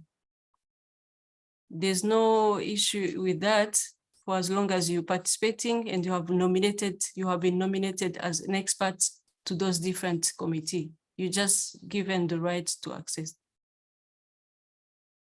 I don't know if I've answered properly that. Or... Yes, okay. This is fine. There are even those who are free. You can go to our website and you can peruse anything you want. It's only on the shared point where we have different documents for our members. That's where you need access to that, and also on the online library. But other, you can go, it's freely available. Yeah. Okay. Excuse me, Philip. Yes. Philip, yes, you are there? Yes. Please, I will just try to check if we'll be able to, extend for some minutes technically, because we are not far from 2:30 of our time. Is it technically possible to have a small extension? Yes, we can extend and only receive a question from Abdiraham. Yes. Then we give opportunity for ISO to answer the question which was raised. And I think then after that, we can conclude. Yes, We okay. encourage some more questions to be channeled through the chat for our address, please. Yes, okay. So we will take the last question before going the floor to for the question about the low participation of Africa. Abdirahman? Yes. Please, can you put your question? It will be the last question to take. We apologize for others. No problem. I think she answered the question I wanted through chat. Okay. But I need to know how we can be standard makers. Be standard makers. Yeah. Okay. How it can be possible, how we can be participate, what the other requirement is. Yeah, so more detail, please. Thank you so much. From so Somali. this or as a government also. Yes. Okay, thank you. Thank you so much. Don, please, can you give some details on what is really the requirement to participate the ISO in terms of standard bodies or expert, the subject matter expert and national standard body? What are the requirements? Certainly. So in general, the requirement is a national standards body needs to represent that country to the ISO technical committee in question, in this case, TC 258. Each country runs its business its own way. Generally, subject matter experts are members of a national standards body, but then they also participate in our working groups and ad hoc groups as a subject matter expert to provide their expertise to help build to make the standards that are being considered. As to the question as to why low participation, I don't really have a good answer to that, other than to say oftentimes it is expensive to participate in person because traditionally our meetings, our annual plenaries have been face-to-face meetings. And so we understand that that has been somewhat of a barrier in the past. And one way we're trying to address that is starting with this year, our meetings are going to be what's known as a hybrid meeting.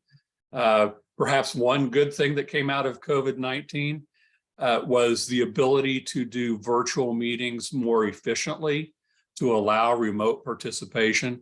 So we're really rolling that out with our next plenary to where it is a hybrid meeting. So we are setting it up to allow remote participation as much as practical. Admittedly, this will be our first time. So I'm sure we're going to learn lessons from that.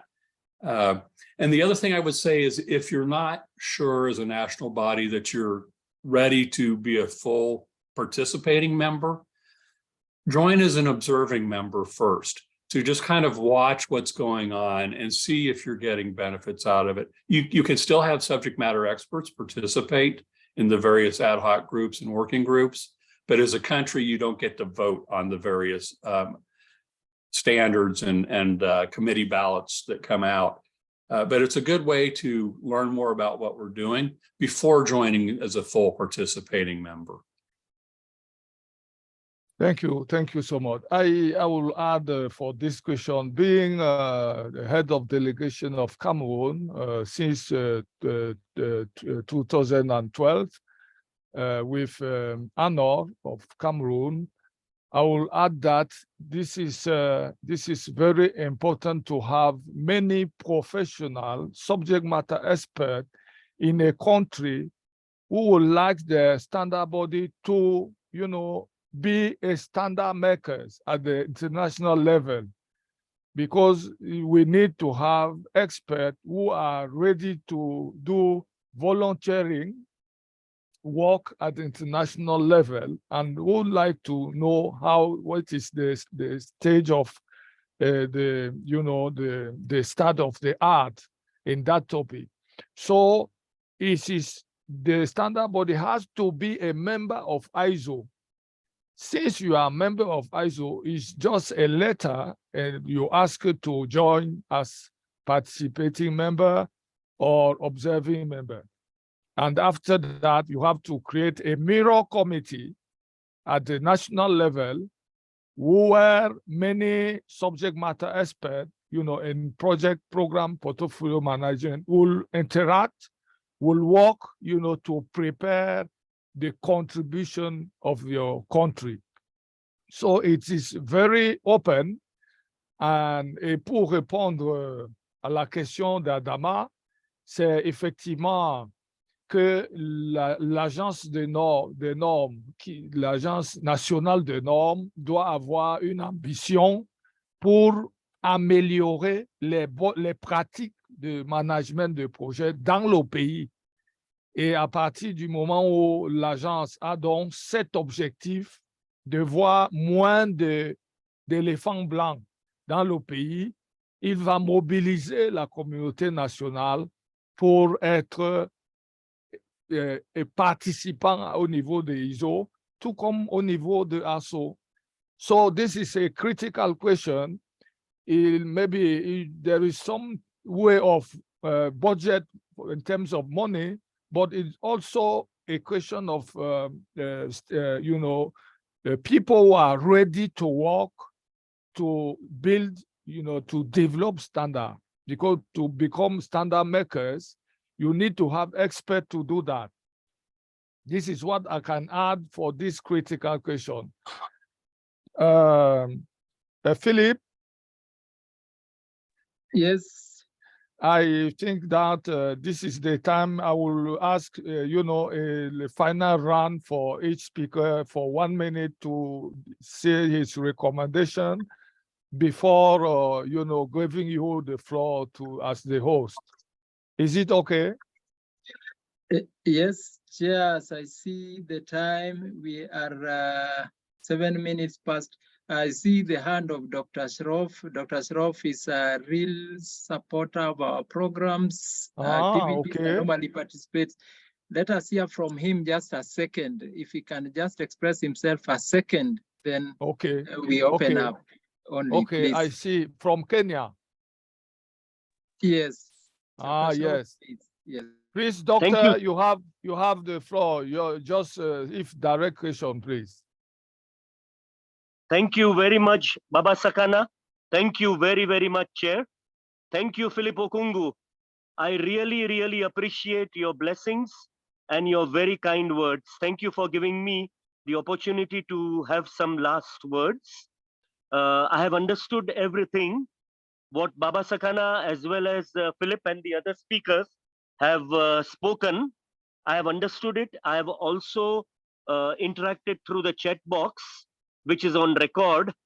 The only good news is that the TCs are being expanded.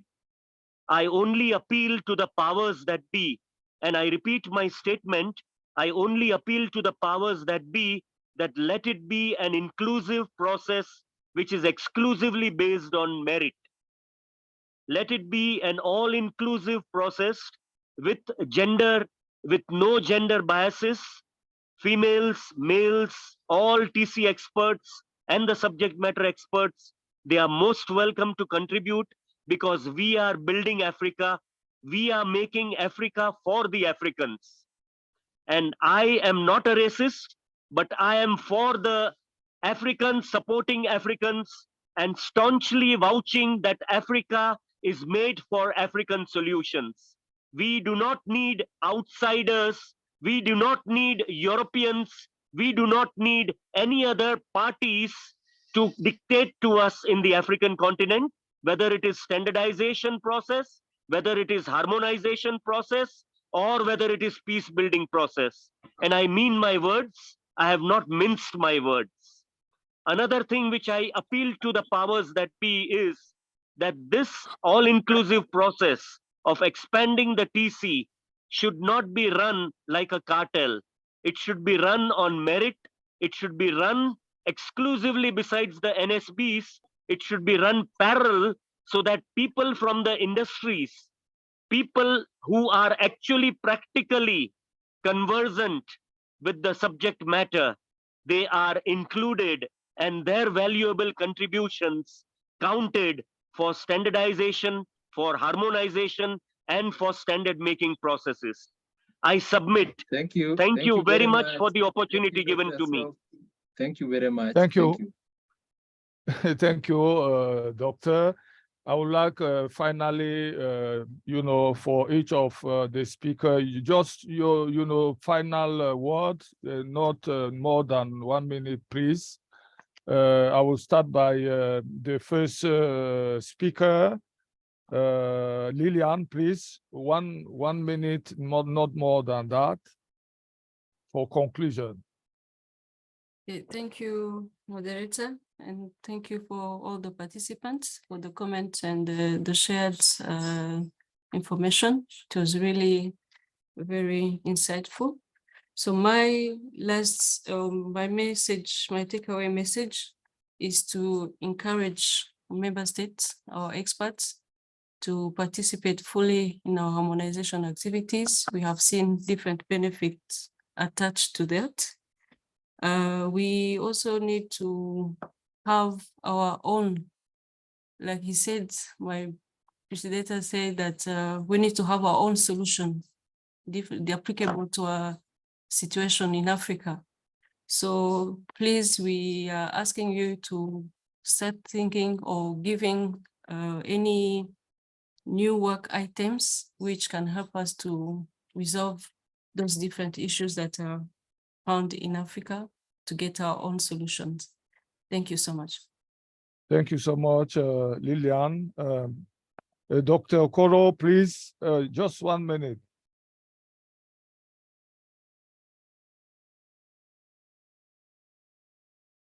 Dr. Kima?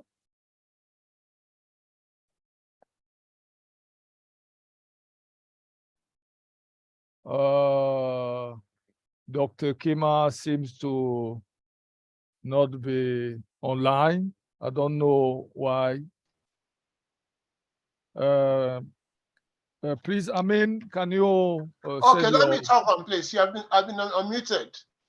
Ah, okay. Please, yeah, somebody left me muted. I couldn't unmute myself.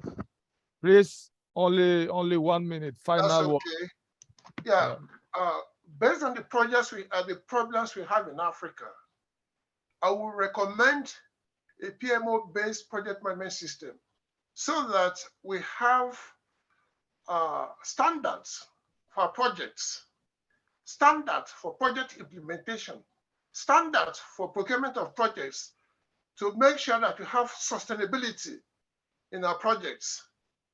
With this, I know we can go places, but we need to do this and be able to plan projects with business plans, be sure that we set on a project, it's not a 1 year or 2 year affair. The project will last for the years planned for it, 20 years or whatever. This is based on good planning. Thank you. Thank you so much, Dr. Kima. Amin, please. Yes, thank you. So I would say that the role of standard is critical for the implementation of sustainable development goals, but for sustainable development in general in Africa. The professional development and the qualification of people is needed for the implementation of the standards in public and private organizations, no matter which standard is used. Thank you. Thank you so much. And finally, Don, please, your final words. Yes, thank you to Arso and all of the leadership here who invited TC 258 to participate in this. I came in with one expectation and have left with a different experience. I learned a lot about what you are doing, and I'm very thankful for that opportunity. So I think I've probably taken away more than I've given in this webinar, and for that I'm very grateful. However, I do encourage and hope to see increased participation from national standards bodies in the continent of Africa as we move forward, because I think there's a great opportunity to engage and get more participation from your organization. Thank you. Thank you so much. Joseph? Joseph, please. Thank you very much for the opportunity. And the one thing that I want to really impart is that there are opportunities to be involved. The strength of ISO standards is really that is the industry experts driving the work, and speak directly to your national standards bodies on how you can take part. And I've said it already, just always try to be standards makers and not standards takers. There's a perspective and opportunity for every expert and country to participate if they can. Thank you. You're welcome. Thank you so much for all of you for this contribution. I will conclude my moderating activity by saying that the quality and project success, will depend on good standard and qualified people, even good governance. These key areas are important. And the final we'll see on the question of Adama from UNICA. For us in ASO, as member of ASO, to understand why are we reluctant to participate at ISO level, we should discuss on, this aspect to see how to help all, member of ASO to go forward at the international level. And we have noticed that we will proceed as Cameroon, in putting in place, a new work item at the ASO level, so that we proceed with a technical committee creation process. Thank you so much, Philip. I give you back as the host of this webinar.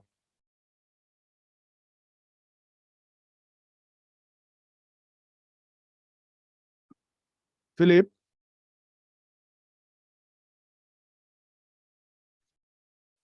Philip? Thank you very much. I'm here. Once again, on behalf of the ASO Secretary General, we want to take this opportunity to thank very much our esteemed panelists for bringing the objectives of this webinar to its final conclusion, and with such kind of positive messages and presentations that we have received from you. We also want to thank you very much to Cameroon, our co-organizing member states, as we had agreed during this 2023 webinar sessions, for having taken us through this as moderator, and also in the planning sessions and the logistics, for identifying the sub-themes, especially first of all, you identified the theme itself on the project standards. And now it comes clearly, because those are some of the benefits that we African countries would get from participating in international standardization like ISO, like the TC 258, where Cameroon is actively participating. And it's Cameroon which saw the importance of this TC for Africa. And as you have seen, as we are going forward in the implementation of the 2030 SDGs, in the implementation of Agenda 2063, we cannot do without projects, programs. And just as standards are good for the final outcome of a good product, quality product, safety products, then also standards are very central in the implementation of projects from the beginning to the final, so that we eradicate this issue of white elephants. What one of our, which Dr. Okoro explained as Africa becoming a junkyard of abandoned or failed projects. We cannot do away without, we cannot do without projects and programs on the way forward. Finally, I want to take this opportunity on the ASO brief to welcome you to our 31st session webinar series under Common Regulatory Framework and Sustainable Development.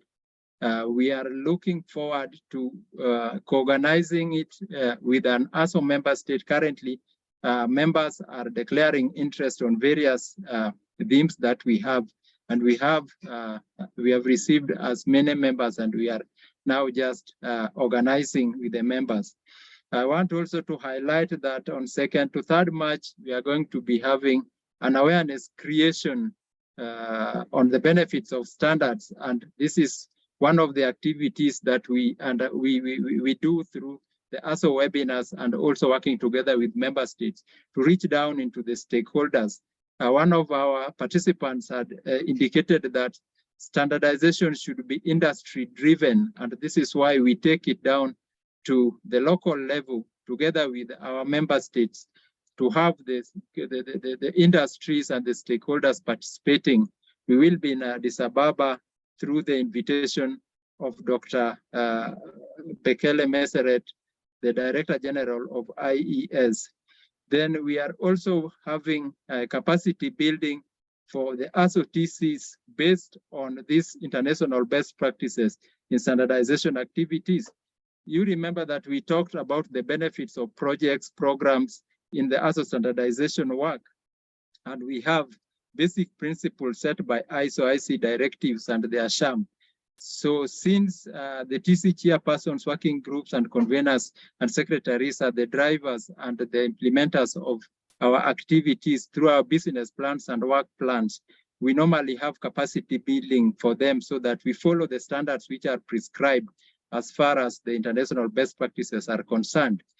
We are also having the ASO Joint Advisory Group and the Standards Management Committee, which also drive the standardization activities. You recall that we are working together within the regional economic community so that we have a common regulatory platform for Africa in terms of the standardization, the TBT's issues. Finally, I also welcome you to the 29th ASO General Assembly events as we are planning towards that time, the ASO 2023 week on the events, and is being scheduled to be hosted by the government of the Democratic Republic of Congo in Kinshasa. We'll be communicating further once we settle on the dates. We can't finish this webinar without highlighting what our co-organizers are also doing, because this is one of the benefits that we derive from working together with our member states. ANOR is deeply into standardization. There are so many activities going on, awareness creation, because that is one of the problems that we have in Africa, that our policymakers, stakeholders, the SMEs don't understand about the benefits of standards. And you can see ANOR is deeply working with the stakeholders, reaching out on the issues of standards in various fields. We thank ANOR so much for this active entrenchment of standardization in Africa, and especially in Cameroon. We see our immediate past president, Mr. Charles Boutou Angon, under whom ASO really developed. And we want to thank our immediate president, Mr. Boutou, for having given us this opportunity to work with the ANOR team to organize this webinar, which to me, from the ASO Central Secretariat, we have learned a lot, and we have learned about the need for projects standards in Africa. Finally, I want to thank the technical team between ASO Central Secretariat and the ANOR team, because it has been a session that we have been meeting severally to plan for this webinar logistics, the themes, the panelists, the panel questions, and all that has gone into this webinar session. I want to thank our ASO staff. I want to thank the ANOR team as led by the chairman, Babiskana. We thank you so much. And I think with that, we say merci, we say thank you. And the chair or the moderator, if you allow me, we are going to have a photo session so that we remember this session. For those who can put on their cameras, please, we can go ahead, put on cameras. Our IT team are on standby to take as many photos as possible.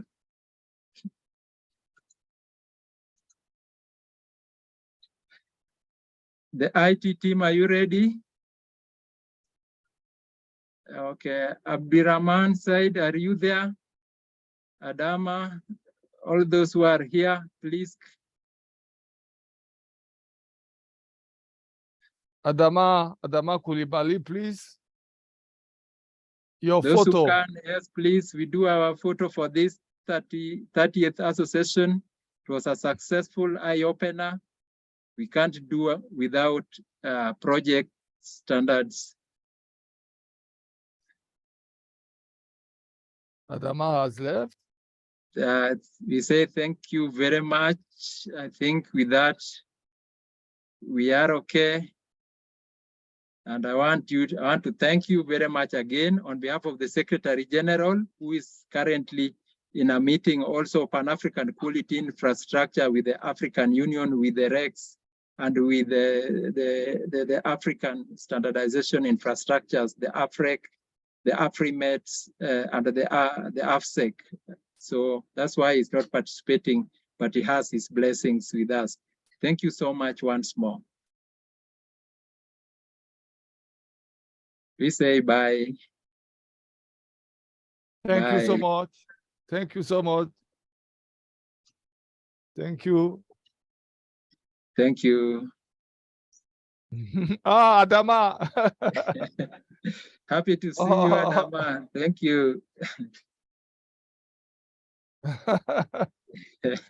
This photo it was not a photo. Thank you so much. Yeah, thank you. Thank you. Mr. Host. Thank Thank you, you. Philip. You have done a very good work. Thank you, Chair. You have been leading us well. We are going to closing our project. Yes. To Thank you achieve so the much. project. Yes, I can see my brother, Mr. Mbamba. Thank you so much, brother. Yeah. Thank you very much for all the sessions we had together. Yes. Alain. Alain, c'est comment?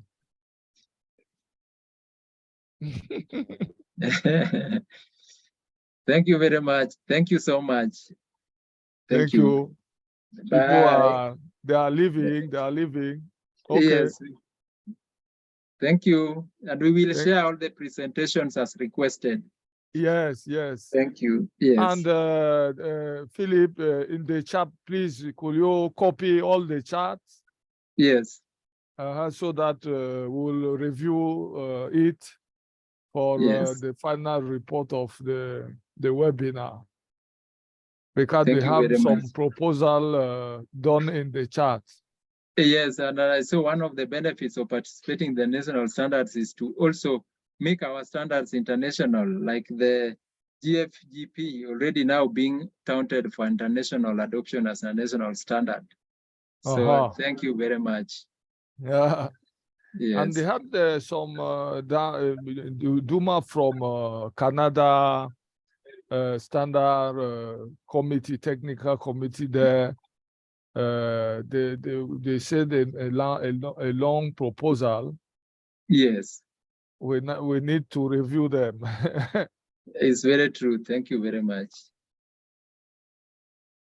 Thank you. I've seen all our other members, the experts. Thank you, Dr. Shroff. I can see the staff from the office of the Secretariat of the ASO President currently, Nina Amoa. Thank you, Nina. Our regards to our president. Thank you. Okay. Yes. You know everybody, Philip. We communicate a lot and they have been beneficial to us in our programs. Thank you so much. We have Mohammed, Mahood there, Issa. Thank you very much. Doctor from Kenya is yes, a true African champion in standardization. Thank you, Dr. Shroff. Yes. Yes, Grace Benjamin. They're all welcome. Most of our technical committee staff are here. We thank you, we appreciate you, and we look forward to our capacity building in Uganda. Thank you very much. Thank you. Yes. I see that many people are not want to leave. Yes, it's normally a forum that brings us together to discuss African issues. And with the support of our international brothers, so it is a good program.